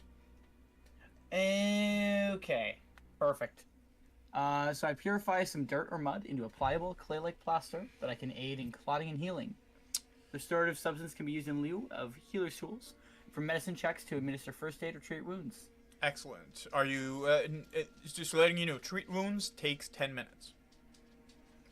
I have some healing ability. If you would like some aid, Gerstrid. You look rather bloodied.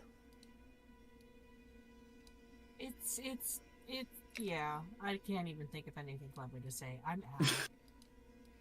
All right, I am going to target Gerstrid and try to do a medicine check. Okay.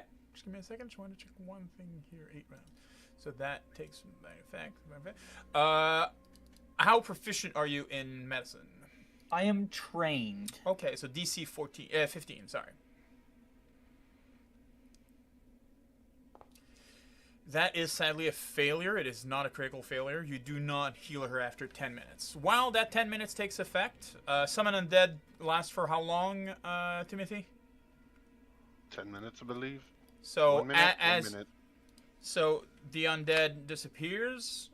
So I'd like to know, Timothy, Cyrus, what would you do during that 10 minutes? I'm just gonna walk over here and sit on the bed. You sit on it for a second. It groans, and then the leg of the bed kind of like gives way, and you drop for about 2 inches as you literally break the bed due to it being so old. Mm-hmm. He'll just kind of groan and then just lay down on the bed. As you do, lay down, you have this puff of dust that is lifted from around you. Timothy, what do you do? I'll look around. It seems to be a master bedroom. Mm-mm. It is an important bedroom, but it is not the master's Well, bedroom. not master. Sorry, wrong translation. Yet it's not a servant's bedroom, or it doesn't look like it. It could be it could be an important servant's bedroom, or it could be a child's bedroom, perhaps. So I'll look for anything that implies there is a child. In the immediate room that you are? Yep. Because I'm starting to suspect there is no child. Okay. So you open wardrobe, you open some the cupboards and stuff like that. You do find what seems to be pieces of, these small blankets in which babies are swaddled in? Yep. You do find some of that. You do find some hot pads. This seemed to be the room for a wet nurse. How old is all that stuff? What? How old is So, all that stuff? That compar- baby stuff. Compared to the to the state of which most of the rest of the house is, this particular room seems to be more decrepit than the rest.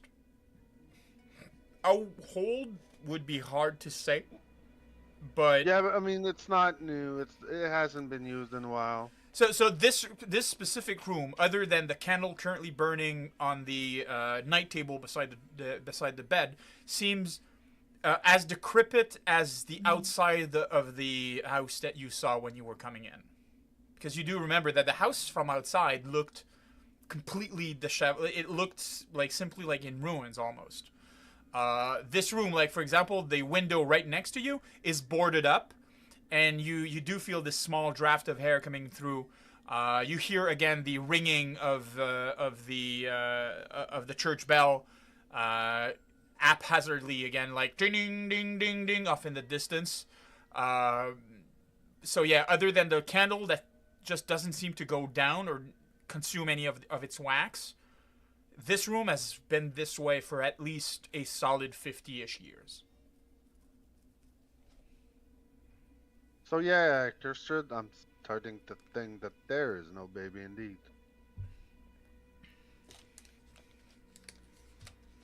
As you're saying that, you do hear the cracking of floorboards above you, and you have this speck of dust that kind of like falls as you know, dust has accumulated between the floorboards, and somebody like steps and it just like falls, kind of like almost on cue to when you were saying, "Hey, how about we give up?" type thing.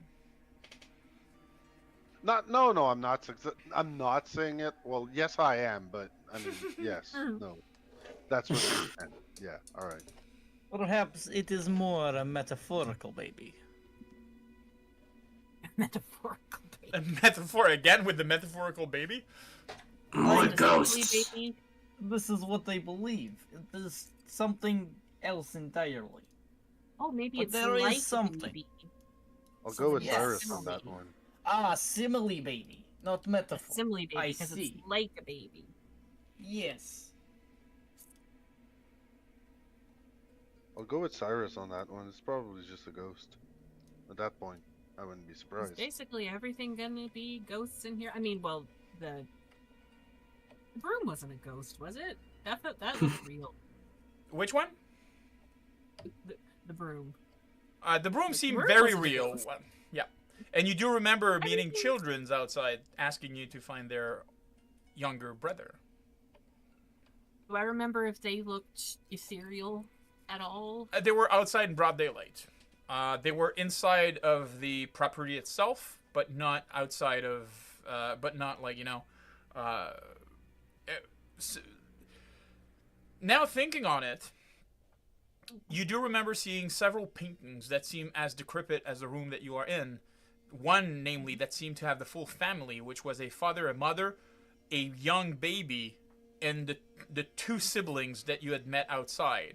And I will remind you that I did mention that this painting seemed to be very old.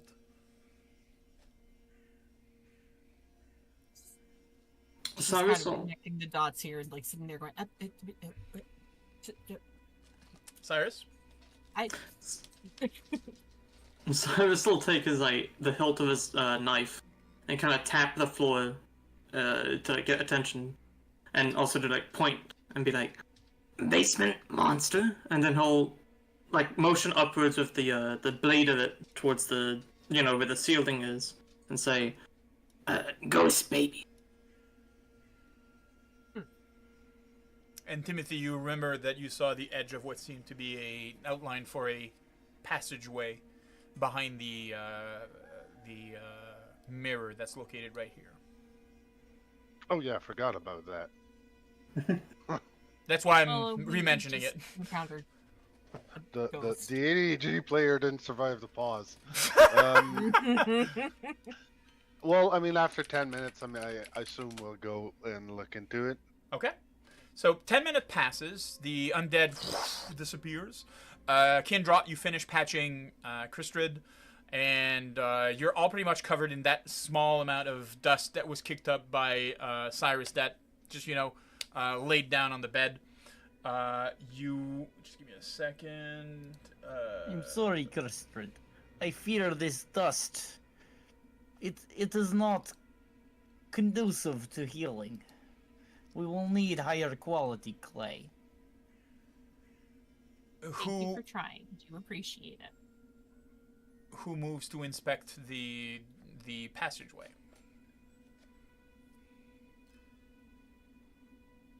Well, I will stand up when someone else starts to move towards it. Okay. Well, then, if nobody goes, I'll go. Okay. So as you move towards that area, you kind of like look around, and you just press on the wall slightly, and it slightly open, revealing a staircase ascending upwards, looking kind of like this. At this point, I'm going to sheathe my blades and draw my bow and knock an arrow as we walk up the stairs. I will reveal this here. Just give me a second. Here we go.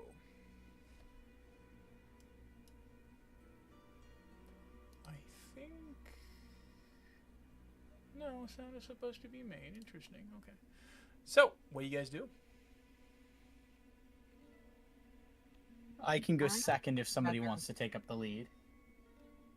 I'm rather ouchy, guys. So but I have one heal spell left that I kind of want to save. Well, seeing all the hesitancy and the cowardice, Cyrus will just kind of start walking up. Excuse you, cowardice. Not cowardice. Fair. I'm careful. You hurt her single feeling. I am no longer walking with my earlier reckless abandon. Perfect. So I just want to have order of march, and of course you can ascend to the second floor if you wish. Kindroth will be going second. Perfect. So the two ranged people. So the state of this area that you are in right now is much more aligned to the area and the outlook general of the house. What I mean by that is it is decrepit, old. It seems pretty much like the abandoned mansion that you saw outside. Floorboards are cracking as you step. It's somewhat foreboding.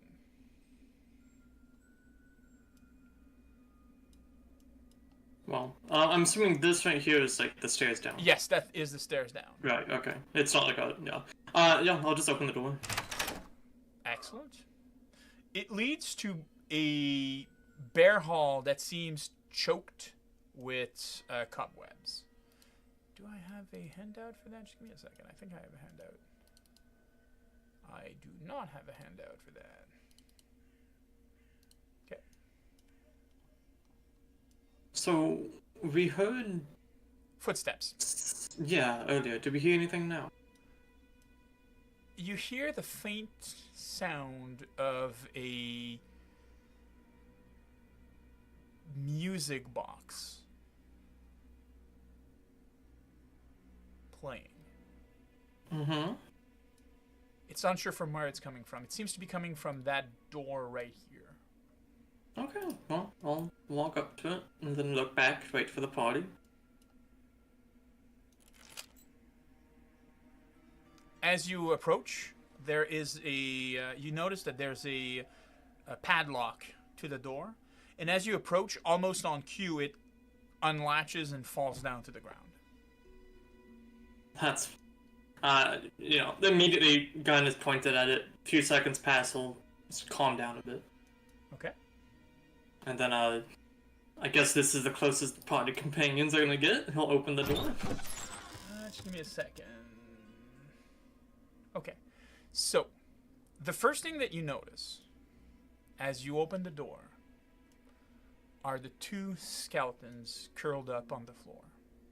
seems to be of a younger, a smaller sized child clutching what is the rest of a stuffed teddy bear, and a perhaps early teen skeleton kind of like cradling the smaller skeleton, like almost as trying to comfort them. The windows seem to be bricked up, and there are two wooden frame bed on each side. Closer to the door, there is a chest with a windmill painted on its side, and a dollhouse that almost seems like a perfect replica of the house that you are in right now. Everything is, of course, covered with cobwebs, and it takes you a second to remember and notice the clothings or rather the rest of the clothing that the skeletons are wearing, to come to the easy conclusion that these are the lifeless remains in the bodies of the two children that beckoned you inside, that you met.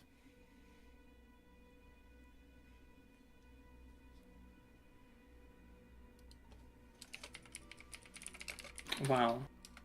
If I know the names of any gods, I will curse them under my breath as we walk into the room. So we got sent in here by dead kids. What do you believe that has happened? GM, the window. Is that a window I see? Right in front of you? Here? Yeah. Yes, and it has been bricked up. Never mind. I was going to see if I could look at I would like to have a word with the parents. Well, I think they might not be alive neither, judging from the state of the house and the state of the children. I'm more inclined to have a word with our patron who sent us here. Who the hell keeps this in his village? Why wasn't this house burned down? Mr. DM, as a denizen of Barovia, would I have any... Easily. They've tried to burn down the house multiple times. They've tried to cleanse it.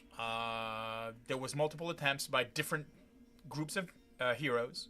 Whatever means that they've achieved was always short-lived, meaning that, for example, burning down the house, within a fortnight, it was back in the state that it was.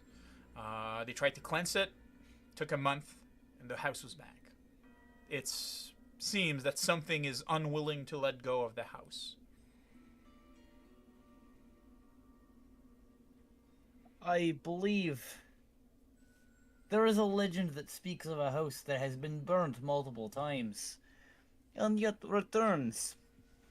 I fear that this may be the death house.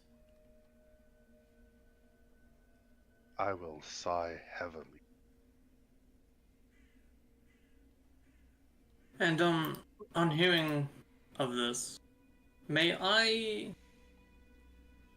try to use, like, I'm looking for a way to like use undead lore to try and figure out, because we know these ghost kids asked us to find their brother and defeat the monster in the basement. So I'm trying to figure out if it's part of some way to dispel whatever curse is upon this house.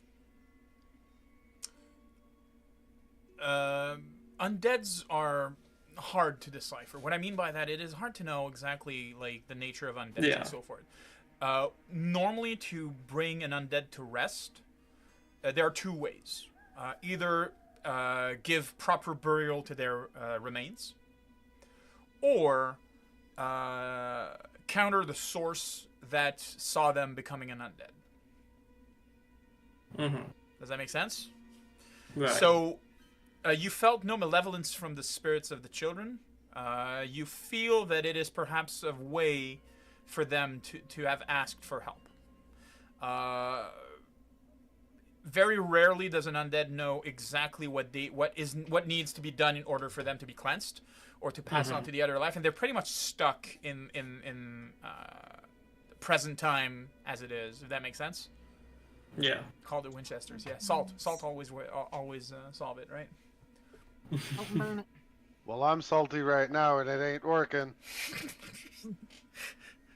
Someone clip that. Okay. Well, Cyrus will kind of motion to the bodies, the skeletons, with his gun, and then say, Carry them. Bury the body.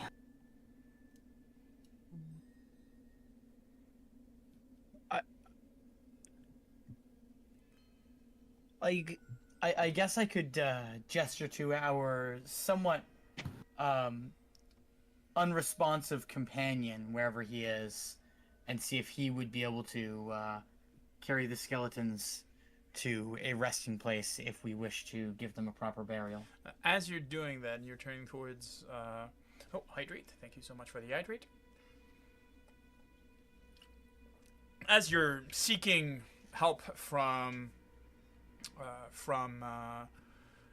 Maz, the young woman that you saw outside appears beside the dollhouse. She points towards the dollhouse and mouths something that seems to talk about look at the attic. And her visage will disappear, and both skeletons at your feet will crumble to dust. I lower my hat, utter a prayer to the spirits of the Svelik woods, place it back on, face filled now with determination.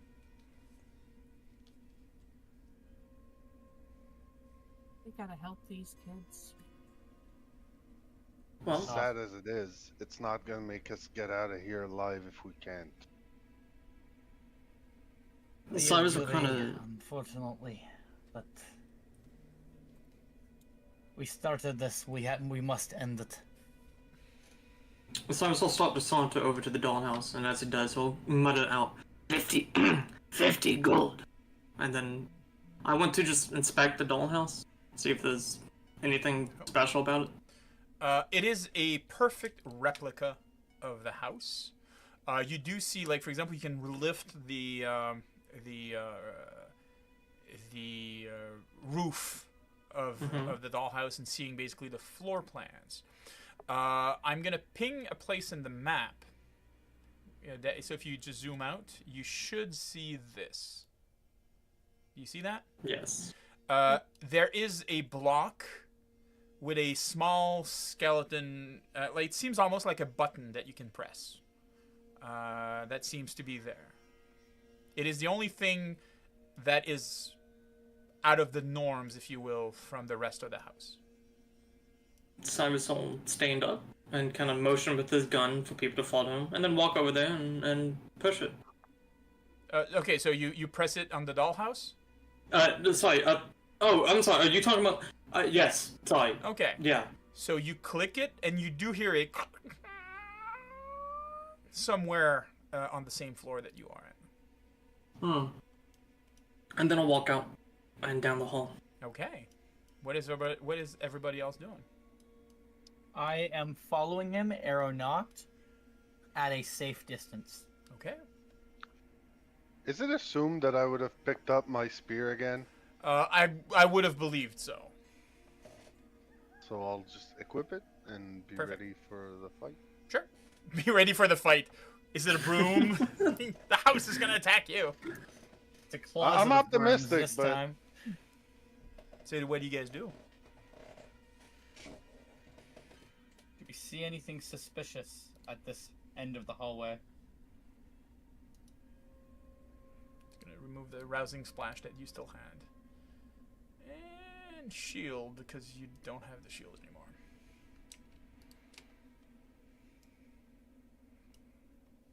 Well, I guess I'll just start tapping on the wall, seeing if I can't find a So you're tapping on the wall right here? yeah. Okay. You can make a perception check.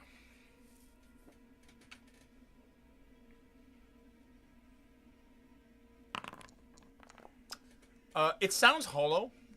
but you do not find any latches, any, like, you know, door frame or anything of the sort, or any button that could be pressed in order to open it. Okay. Well, saying that no one else has any ideas, could I use my knowledge from, like, craft to try and decipher, like, hidden mechanisms to open it? As you've already tried to perceive, using architecture, here's what I'm going to say. Without you rolling anything, you did press a button and you heard a door opening. Yeah. There's no open door in front of you. Right. So we should probably open the door to find an open door.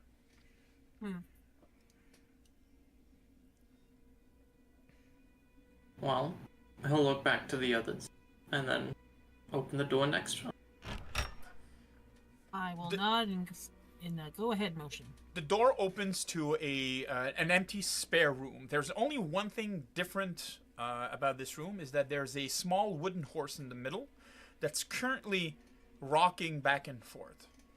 It's kind of like almost in the middle of the room. It's rocking back and forth for a second. The moment you and there's a you know, these lettered cubes, like, you know, A, B, C, or 1, 2, 3 cubes. Like there's a small wooden cube sitting on top of that wooden horse. It stops rocking for a moment. The wooden cube falls forward in your direction, and you hear the small footpads of a child running, almost as if it's running towards you, then past you, and the door right next to you, Kristrid, opens.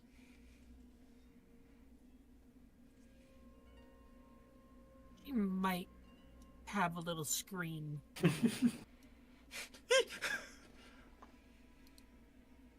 The room that you are in is dusty. Rather, beside Kristrid is dusty. It seems to be like a room where you put other furniture that's not currently being used. Everything is covered by blankets, and there's this constant draft that makes all the blankets kind of like move slightly, giving it an unnerving atmosphere. You do also hear what seems to be almost a muffled, like guttural, like sound coming from somewhere in that room. So, do we proceed in, or? Christian just closes her eyes, takes a big deep breath, and go, Saren Ray, I am trusting you here a lot. What do you do? I don't think I should go first. I'm pretty hurt, so I think somebody who has a little bit more not hurtness should go ahead of me, and I'll follow him behind. Gotcha. I guess Cyrus will kind of chuckle and then just push past and into the room. Thank you. And you notice here, there seems to be an open part of the room, of the wall, leading to a staircase spiraling downwards. Ooh. Well, I guess I'll just walk right on over through there. And begin my descent. Excellent. Do you all follow? Yep. Yes. I believe so. Okay, just give me a second, because I need to take you there. So you It's walk. Nice knowing you guys. You walk. It's what?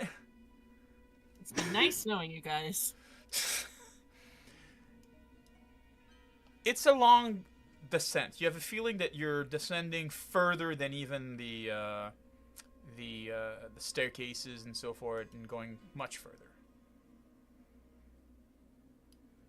Marching order was Cyrus being first. Just give me a second. So you are in what clearly seems to be, after leading into the spiraling staircase, into a very narrow tunnel, stretching on both sides seemingly. It seems to be this very claustrophobic atmosphere that you are in. Do you move forward, letting space for anybody else? Who's following? Yeah. Who's following behind Cyrus? I can follow second. Excellent. I'll go third. I'll go fourth. Okay. And the bubble barbarian is behind me. Sure. What do you do? I'll step out, take a quick glance down the hall, see that there's just rooms I can't look into, and then take a step to the left. It's forward. different places that you can actually move left and right. So I'm gonna put Kindrot, and I'm gonna put Crystrid. Here we go.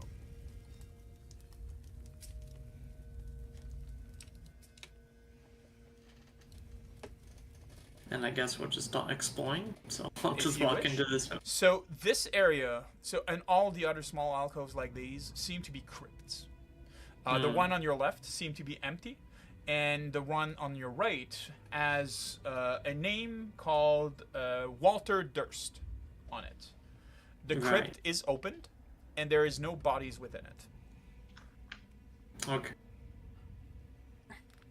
How big or small are these coffins? Human standard size, so adults. Okay. I'll just kind of return. Motion towards it and go, coffins. And then just keep down the left way. Okay, so we are slowly advancing. Just give me a second. So there is a wooden table with 4 chairs that stands to the east of the room. To the west, there are 4 alcoves that seems to be containing what you make out like this here to be like straw beds. Mm-hmm. What is everybody I'll else just- doing? Yeah. You're following? Yes. Okay. I mean, Okay, well, until something really happens, I'm gonna follow. Okay. I guess we'll just keep walking. So as I'm saying, these are just small alcoves with... Right, okay. And so then we'll just... just give me a second. I think Crystrid is not following. Here we go. Excellent. You keep going further? I guess so. Excellent. So, this specific room seems to be some kind of well, as well as what makes out other beds. The difference is these places also seem to have chests that can be verified. Mm.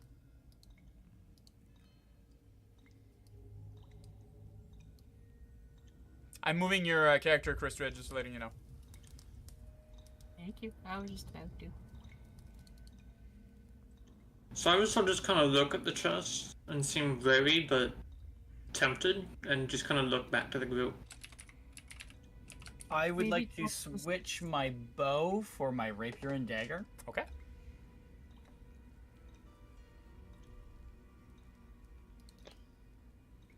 And using the point of diplomacy, I'm just gonna poke this chest over here. You poke the wooden chest. It doesn't retaliate. Wait, do it again. If it's a mimic, it wouldn't budge on the first one. I'm going to poke it again, Unless it's harder perfect. this time.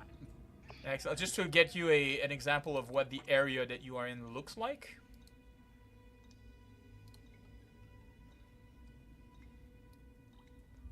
This is what it looks like. We good? Yep. Anyway, The so dripping water noise in the background though is genuinely giving me the creeps. Everything. Like, I'm genuinely So sitting here. I will remind you, all these maps are built for atmosphere. What you are hearing are actually things that are happening in. So if you hear somebody screaming in the back, that's part of the scenario. That's not just, atmosphere soundtrack. Not saying that you will, but Just I in would like case. to attempt to open this chest. Excellent. Having stabbed You- it twice. After stabbing the chest twice and not trusting, you crack it open. It opens without a problem. Within it is a small short sword made of a whitish material. What I mean by that, it's It's not exactly silver, but it's not steel. I am going to pick up that sword. Okay. I'll And, put it. I'll put it in your inventory. All right. Perfect. Timothy, what do you do? I will open my chest. Okay. There is what seems to be the only thing. Looking through rags and other things that are there, is this decent-looking gemstone. It is. Just give me a second. I'll tell you a bit more on it if you wish. Just give me a second. Oh, really? Oh. It's basically it goes from white and has multiple circles going towards more of a pinkish reddish color.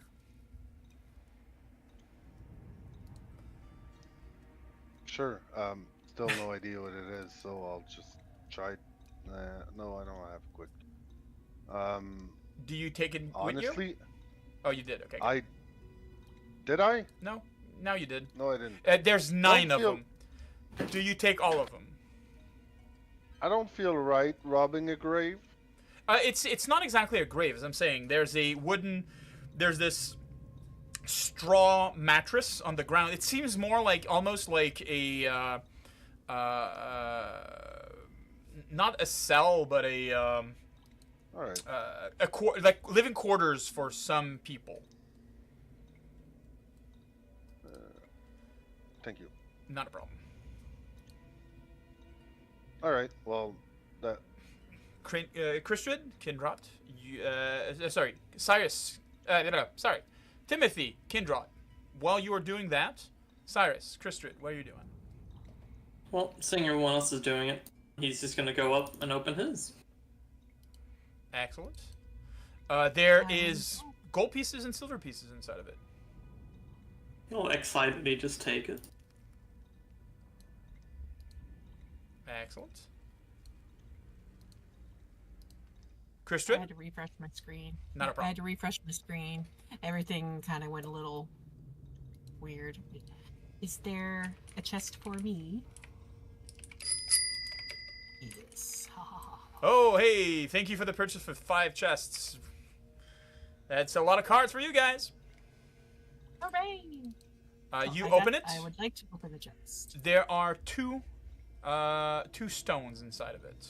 There's one that's blood red, and the other one, give me a second.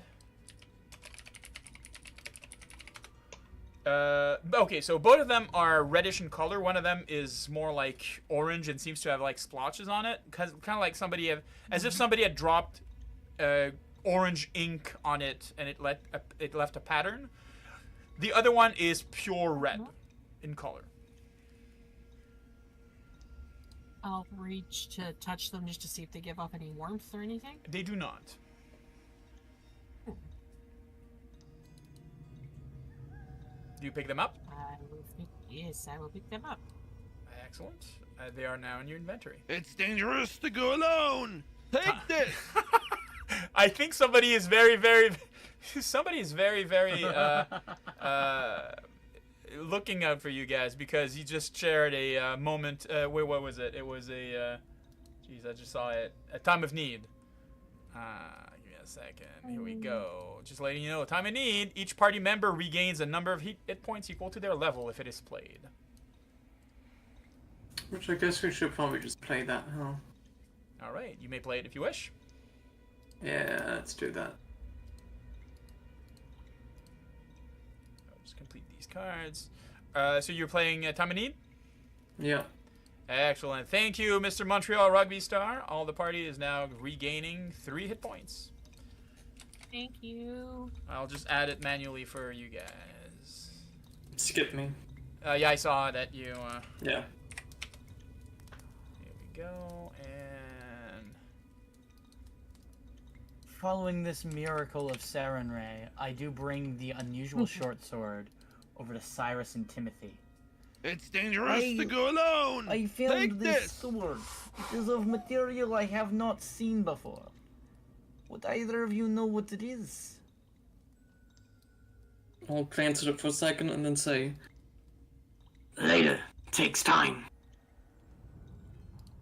Understood. Is there a way for me to roll for knowledge or anything like that to see if I would know the metal? Do you have crafting? I can double check.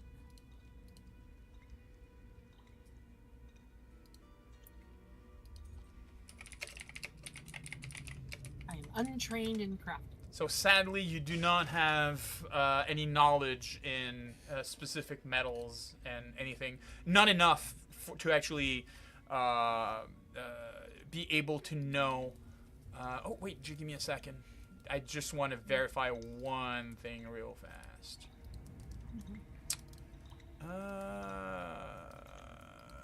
Okay, no. Okay. It's a whiter metal than steel, but it doesn't give off the silver, like the pure white of silver, if that makes sense. Yes. Well, the only way to really find out is to stab it in something. I'm going Got to it. walk back to the chest. And I will stab it this time with the short sword. The chest doesn't yelp in pain, doesn't lose hit points, or anything of the sort. It plays its Does it role look to like it got perfection. nicer looking? Does Did it get nicer? Was it healed? How are the blade characteristics? Just give me a second. Like, is it I'll tell you. of similar balance as would be expected of a steel short sword? I mean, if we want to spend 10 minutes, I can just identify it. So it is a. It seems to be made of an unusual metal, and you do notice that upon the blades are runes. So, letting you guys know, in Pathfinder, magical properties for weapon can be transferred from one weapon to another with runes. So your starting weapon can very well be the ending weapon that you have if you just transfer runes to it. That specific sword has 2 runes written on it, meaning that it probably has 2 magical properties, but it would require a 10-minute to identify these runes, and a specific crafting 10 minutes in order to decipher the material specifically.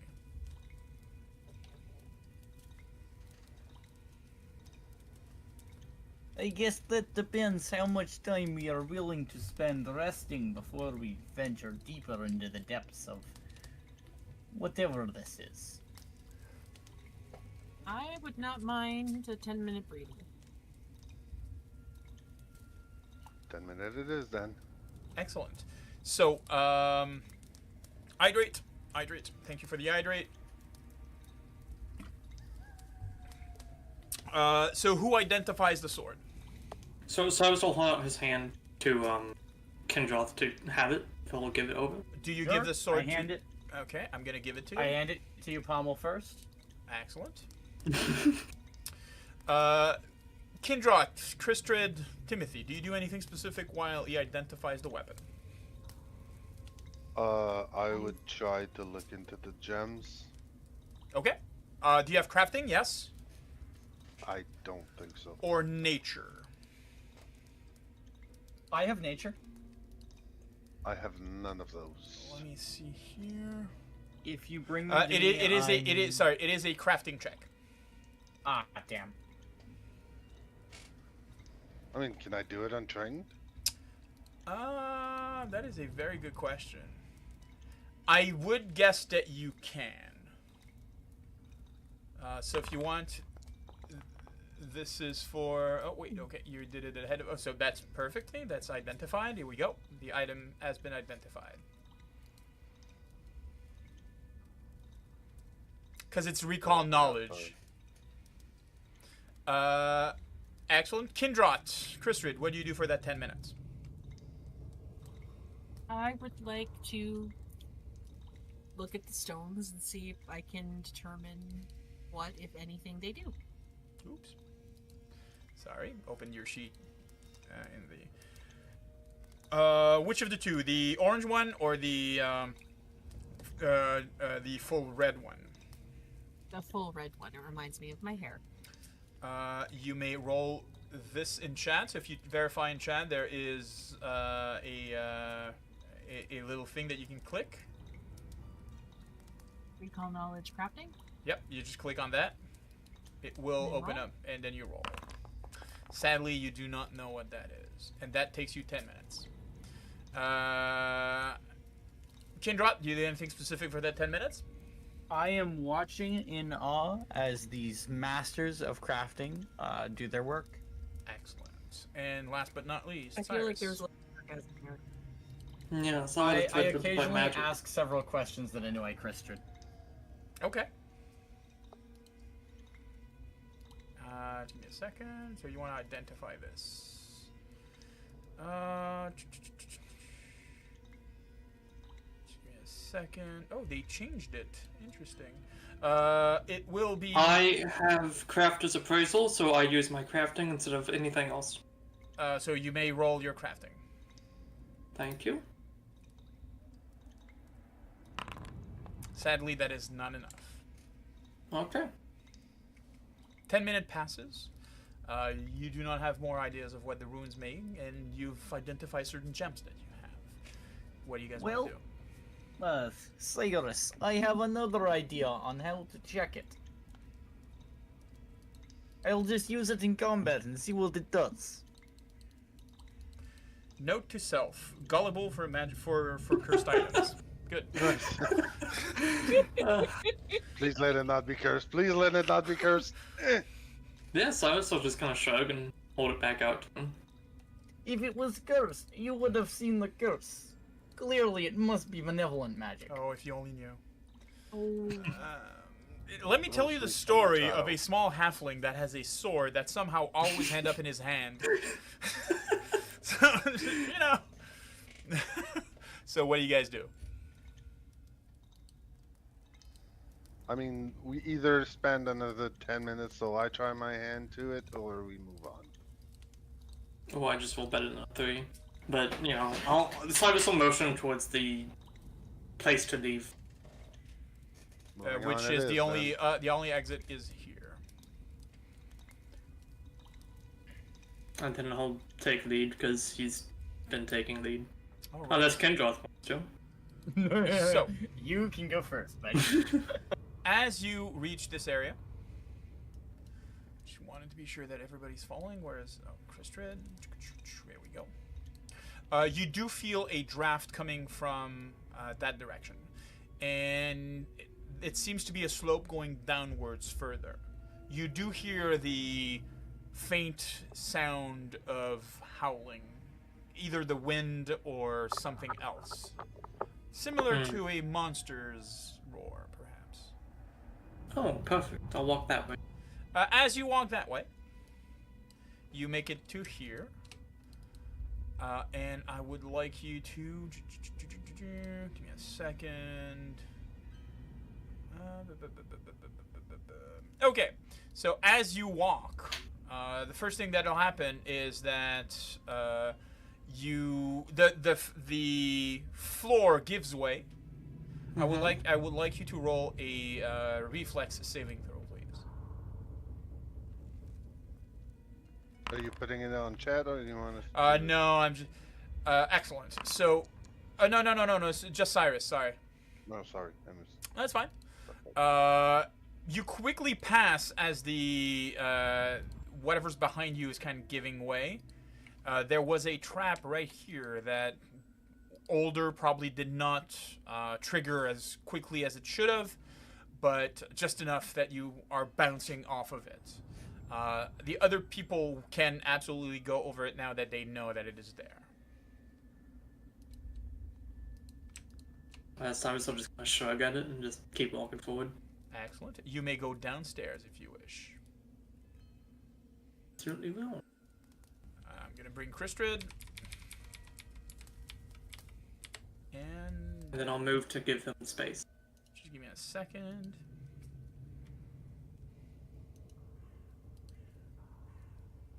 All right. So just give me a second. I need this here.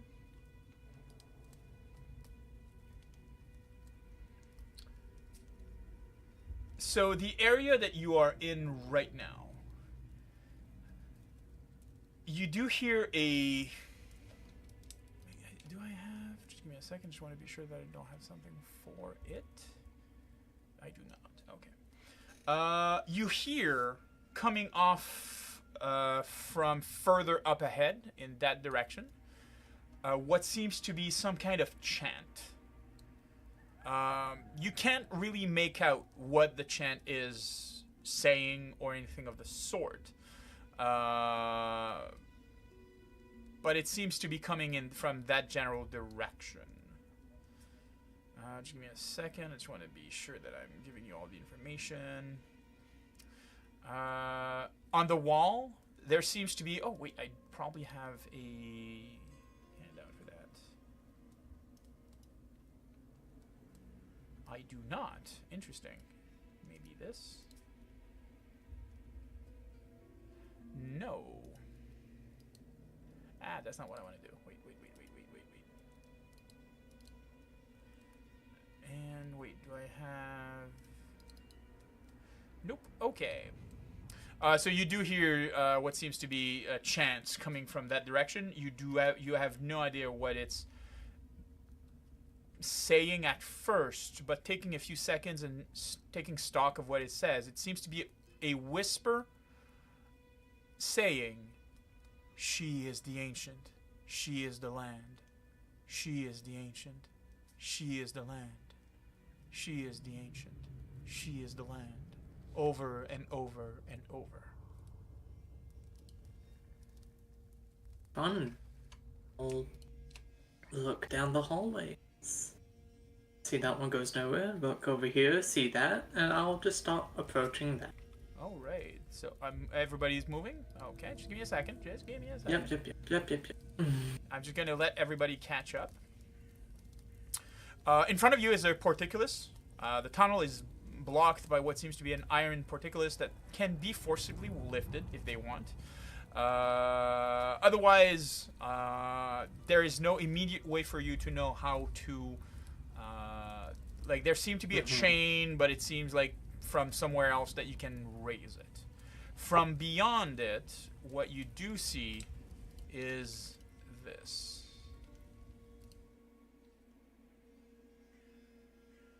So the portcullis is kind of like that here. So you're kind of like here, and you see this section and a break in the wall. What do you guys do? I saw that there was another path. I might Absolutely. stick my head down that real quick. Just give me a second. I just want to do one thing real quick. Just give me a second. Where's my camera? Here we go. So, yes, there is a way that you can pass over there. So I'm going to whisper to the others. I believe there may be another path. And if Timothy wants to lead, I can draw my bow. okay. So you are moving onwards, leaving Cyrus and Kristrid there. Timothy kind of like passes you, Kindroth. I am currently unable to move Kindroth as the camera is on top of him. Sorry, you're good. That's nobody saw that. Oh shit! I'm gonna move the camera here. Perfect. This area that you are in, Timothy, seems to be cells and prison. So there's pretty much like small, like 5 foot by 5 foot prison cells. Is there any... there's nothing in them? You do not see anything in the area.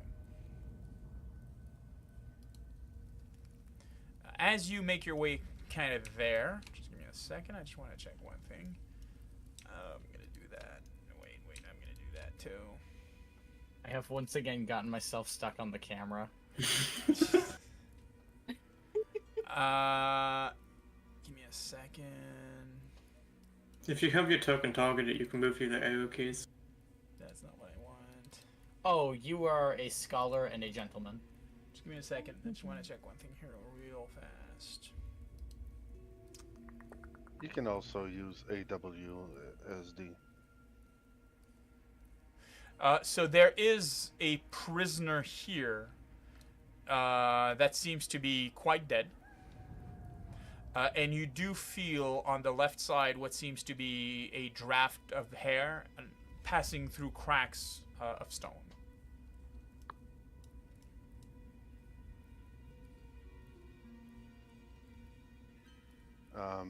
Well, I mean,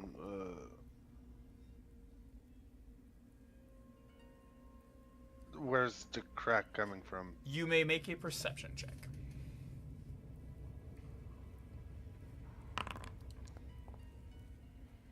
As you do, you kind of like start touching the wall in front of you, and it simply vanishes. Aha, illusions. Worst kind of spells. So, you are approaching this area, so basically you're here on the upper ledge. Make sense? Mm-hmm. You do notice that the chain mechanism that's here kind of like goes back to this contraption here. So once you're inside, you feel that this can actually open the portcullis. Make sense? And where is my thing? Did I? Oh, Jesus, I need to stop closing it. Just give me a second. I'm going to do that. I'm going to do that here. Thank you so much. And here we go. Do you walk into the room beyond? Or you stay in What's the the consensus, prison? guys? I believe we should probably try the portcullis. Alright. Hearing all this, I'll just walk in. So if you want to go to the portcullis, you need to go in the room in order to open it. Otherwise, somebody inside must lift it up. Sorry, is there like an entrance we're currently standing in to the room other than the portcullis? I'll bring that back here. So, you probably do not see it, but I'm going to bring you here. Yes. You see it? Oh, this works even better then. Perfect. So this is this entrance. So I'm gonna bring back the. Oh, give me a second. I'm gonna do that. I'm gonna do this here and this here again. So this section kind of opens here on the wall. Okay. The portcullis is here, and the mechanism. The mechanism. Oh my God, my English. To open the door and lift it up, the chains, is inside the actual room. So you do need to step in the water in order to do it. As you're doing that, Cyrus, you were saying that you were walking in, correct? Yes. Okay, so we're going to be bringing back here. Cyrus, you walk in. The moment that you walk in, the chanting stops as you peer into this 40-some foot square room. The smooth masonry walls provide excellent acoustics, featureless stone pillars supporting the ceiling, and a breach in the west wall leads to be leading to a dark cave heaped with refuse. Murky water covers most of the floor. Stairs lead up to the dry stone ledge that hug the walls on either side. Mm-hmm. In the middle of the room, you do see more stair rising to form an octagonal dais that also rises above the water. There is rusty chains and shackles that seem to be dangling from the ceiling directly above the stone altar, mounted on the dais. The altar is carved with hideous depiction of grasping ghouls and seems to be stained with dry blood. Okay. I'll just walk over to the portcullis and open it. Excellent. You open the portcullis. What is it while he's doing that? So he's basically rises up. Timothy, Christrid, Kindrod, what do you do? I believe we're all just piling in. You're piling in? Mm-hmm. Yep. Keeping my warhammer nice and ready to go. Okay.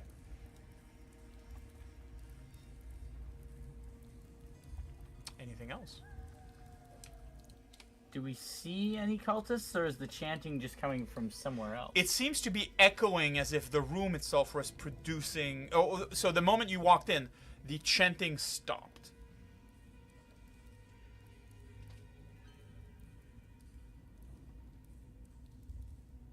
And then, once it's opened, I'll just slosh through the water towards the exit.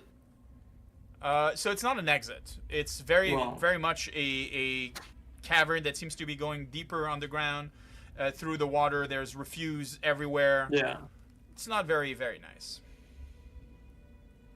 And I'll just kind of look to the group. Like, Cyrus does not look like he cares about how dirty he is. I mean, he's covered in blood from the wolves. He's dusty. He's in this stagnant pool of water. He does not seem like he cares. I'm gonna do something. Okay. I'm gonna hop down into the water and trudge through it. The moment Up you to the step, dais. the moment you step foot on the dais, the chanting rises once more, as 13 dark apparition appears on the ledge overlooking the room on the other side from where you are. Each one resembles a vague memory of a black-robed figure holding a torch. But the torch is lit with black flame and fire. It seems to draw light into it, kind of like dimming the atmosphere within where you are. Where you'd expect to see faces, you see the void. And their chant goes, "One must die. One must die. One must die. One must die." Right, all right. How about you first? Do you do anything? I The chant just simply continues on, and continues on, and I continues just, on. is there a physical shape to this figure still? There's 13 of them. Whichever one's in the middle, I'm just gonna loose an arrow at him. Okay, excellent. You loose an arrow. It passes through, breaks on the wall behind it. Ah, damn. I will remove one arrow. Yes. Well, Cyrus will unload his gun, put away his weapons, and then step into the. How deep is this? Because like, there's water in this cave, this cavern. This. So you slosh around, and you notice that you expected it to be deep. It's not. There's a heap of there's a heap of refuse on one side that you can literally almost climb on, like a mound of probably rotten flesh and other things on the Right. side.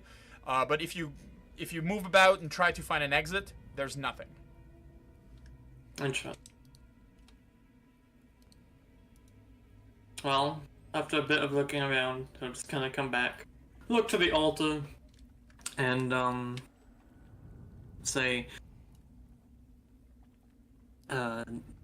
destroy it. And then he just nodded. Sure.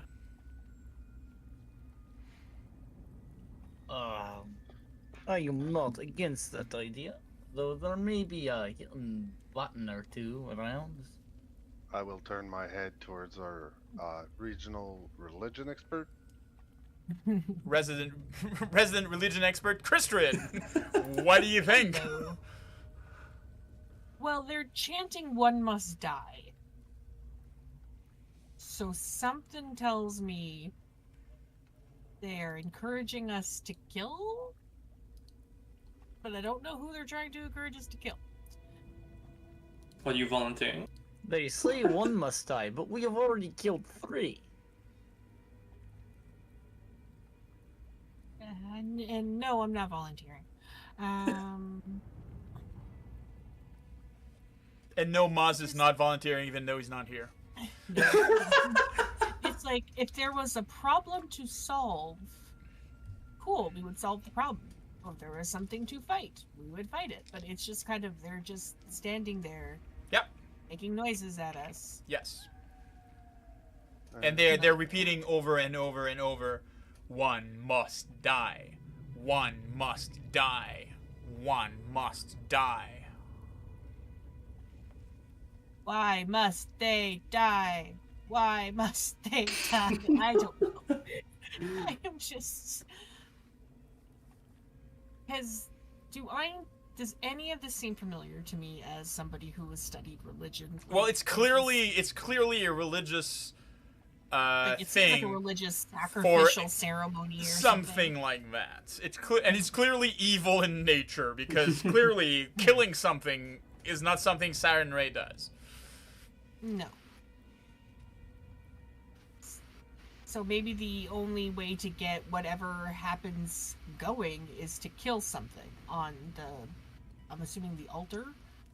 But I don't feel like killing one of you guys, nor do I think you feel like being killed. So...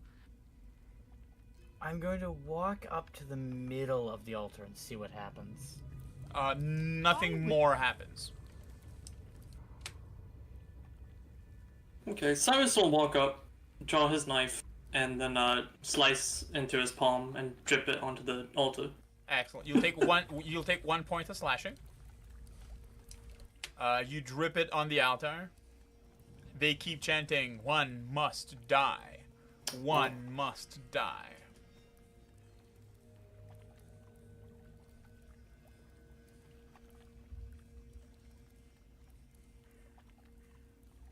I got nothing, guys. I don't suppose there's any rats anywhere that we can see. I'll go back. Wait, I got an idea. Thank you, Chris. Whatever. Thank you, whatever. No, I'm losing. I'm feeling my so speech. seen and important and cared Yes. for. I'll take the dead guy from the cell here Okay. and throw him in the middle of the. It kind of like slots just on the altar itself. What's up? They keep He's chanting. already dead. They keep chanting. One must die. One must die. One. Well, I must got nothing. Die. That's why I'm Hey, saying, like, Crystrid, can we find a rat? Do you have any resurrection magic? Oh my god. Wow. No. I Just seeing am if there's a way to cheat this, is all I'm saying. I am a puny little cleric. I can heal your boo-boos. I cannot bring you back from the grave. Cyrus will kind of just sit on the altar and say, give me time. Boom. And he'll kind of like make like a exploding motion with his hand. I like how you think.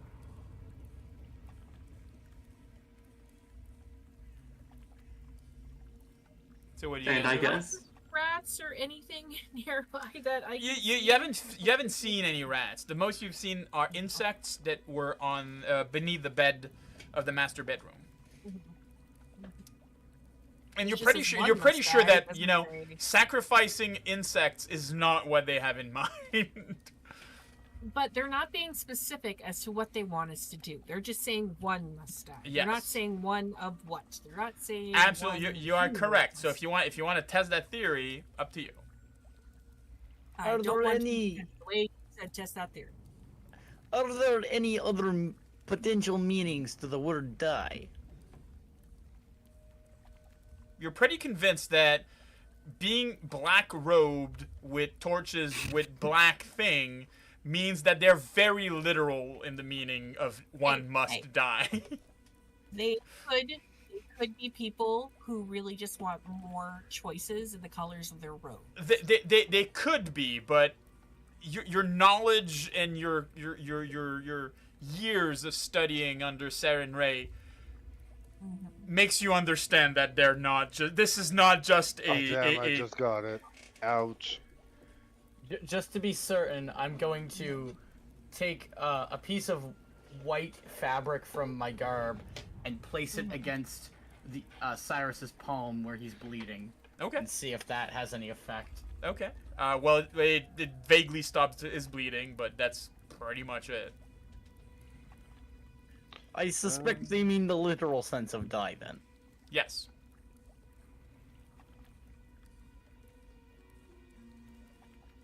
Well, I'm not killing one of you guys, and I'm not letting any of you guys kill me, so we appear to be at a stalemate. I, for one, like Cyrus's idea of Big Boom. I like Big Boom. Cyrus, how far back should we stand to be safe from Big Boom? He'll just kind of shrug at you. Is there somewhere safe to be with a Big Boom when we're I mean, in the it's basement either that and or we above try us to is a kill house? one of the shadows. I mean, he I- already did. He shot an arrow at it and it didn't work. Oh. Cyrus will look to Kendroth and then to his blade, the new one, and just kind of motion, like a stabbing motion. Alright, I'm going to do the same thing with my blade as Cyrus did with his, and try to extract some of my blood onto the altar using Cyrus will- special sword. Quickly shake his head no and like motion like no with his hands. Okay, I and stopped then, from doing that. and then take his knife and just kind of like stab towards the shadow. So the shadows are not here. There Right. are 13 shadows that are all here. Right. Fuck it. I'm casting Force Bolt on one of them. Are you? Yes. Excellent. So you cast Force Bolt. It goes through and splashes on the wall behind. Their speech, though, change. As, of course, seeing that their call for blood is not answered, they start chanting, Lorgoth the Decayer, we awaken thee. Lorgoth Oh, the that's not Decayer, we awaken thee. Well, that's progress. We at awaken least. thee. We awaken Progress? thee. And from this area here, Oh no. the mound of corpse rises and moves slightly. Moving here. And I just want to check one thing. He's supposed to be... I hope there's Here not we a go. boss Thank bar you. coming. He's supposed to be a bit bigger. Just give me a second. So, and give me a second. I'm gonna remove that because he's undetected. Before you rises a Shangri-La mole. Shit, there's a boss bar. It what? It The creature. it had a title card. Oh, Yes, no. it had a title card, and wait up, even better, it has a health bar. Oh no. Did I not call it? But this is where we will end it for tonight. Before we go further into this fight, as I mentioned, as it is in Death House, you will level up to level 4 Yippee. before the next game, Hooray. and we will also have Maz with us next game. Not helping Thank spellcasters you. at all. Yeah, I mean, I'm trying here, right? I mean, it's just let me a second. Let me bring you guys back. I still have only fire, breath of fire, and command the spells. Ah, come on, it's fine. I still only have my normal bullets. Let me have lots just of cantrips. change that here. All right. I hope everybody liked it. This was Death House Part 1. So Part 2 is going to be a bit more entertaining, I guess, as it'll start with a big fight against the mound that we have there. Again, players will be leveling up to level 4 in order. It is my goal to get the players up to level 5-ish as they exit that house. Compared to Dungeons and Dragon, where players normally are... in normal Dungeons and Dragon, Ravenloft is I believe, up to level 11 or 12 quest. The the porting of the game itself makes it for Pathfinder up to a level 20 adventure. So our players will reach the lofty heights of level 20 character, hopefully, if they survive. I am surprised that nobody died or went on the ground yet. I'm also very, very, very alarmed that we don't have any means to bring back somebody from the dead, or we don't have potions or anything like that. But if the players check for a moment, they have a lot of money. Because Kristrid, I mean, you're probably super rich right now. Oh, so am I. Not the problem. Oh yeah, no. You just need to survive this in order to be able to spend all that hard-earned money. Be able to find someone to sell? What? It's like there's not really a potion seller right here Nope. that I can buy a potion from. No. I think the most expensive thing that you found was... It was a 1,000 gold piece necklace. Yeah, it was a right? 1,000 gold piece necklace. Yeah, I'm concerned about being able to sell that, though. The Vistanis will be quite happy to take it off your hands. Yeah, but not for the amount of money that we deserve. I mean, that's, first, I think we need to be sure that you guys survive and make it out of that house. No, I'll take it off the corpse, don't worry. Wow. I'm not so much worried about money. I'm more worried, like, maybe they have healing potions. Maybe they have things they can do that we could use. No, not really. I do remind you I'm guys... just worried about my backup persona. I should start thinking about my backup person. So does that mean we should have... if you guys didn't know, by the way, we are having artwork being commissioned. So if you're thinking about backup characters, should we tell Miss Me yes. to... if you want to know, basically, right here, Misty Me is the person doing our artwork. She's currently working on it. By next week, we should have at least the 2 first characters. So we're still partially wondering if it should be a big unveiling for everything at the same time, or as we go. It will change the intro that we have with the. So yeah, we're looking into making it a bit more interesting and all of that. Am I forgetting anything? I don't think so, right? I don't think I'm forgetting anything. Perfect. So, what's coming up next week on Wednesday? We have Wednesday 8 o'clock. We have. I believe episode 17 for Kingmaker, as the title of the episode is The Arrow Court. Name dropping. I think I'm gonna start doing that and dropping the name of the episode. So we should have a. I know right now I've not been super diligent at posting when we will be on the air for in advance, but technically. Ravenloft is every 2 Tuesdays on the week that we don't have Kingmaker, and Kingmaker is on the Wednesdays. And I will try to always put it as a month in advance. What is that? Message region aggression. Oh my god! So, Sasa, your message apparently was held because it says kill random people inside of it. Auto moderator, yeah, love it. We'll allow it. Why not, right? Thank you so much for Montreal Rugby Star, who's a champion with cards. We have a bunch of cards that we need to start using, so don't worry. I'm pretty sure they're going to be starting to be handy in the next fight. We will be seeing which of these. So we're keeping 5.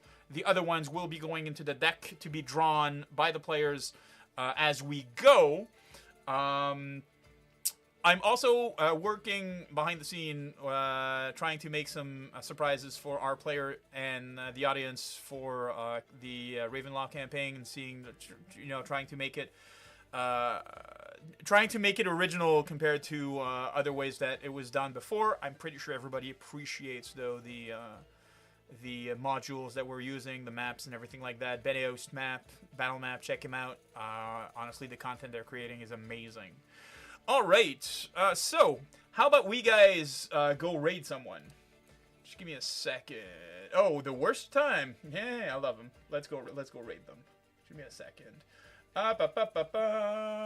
Where? Give me a second. Creator dashboard. All right.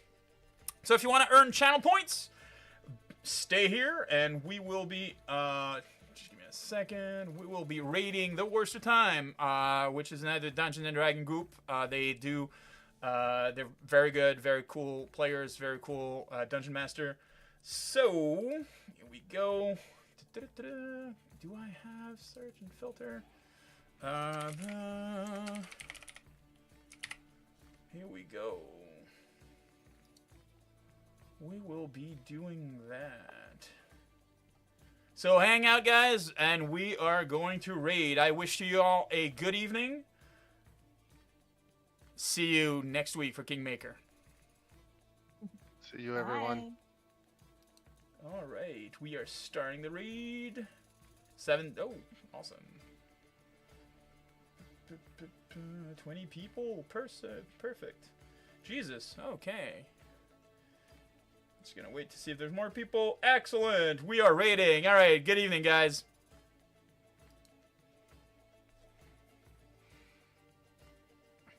Well, that was good.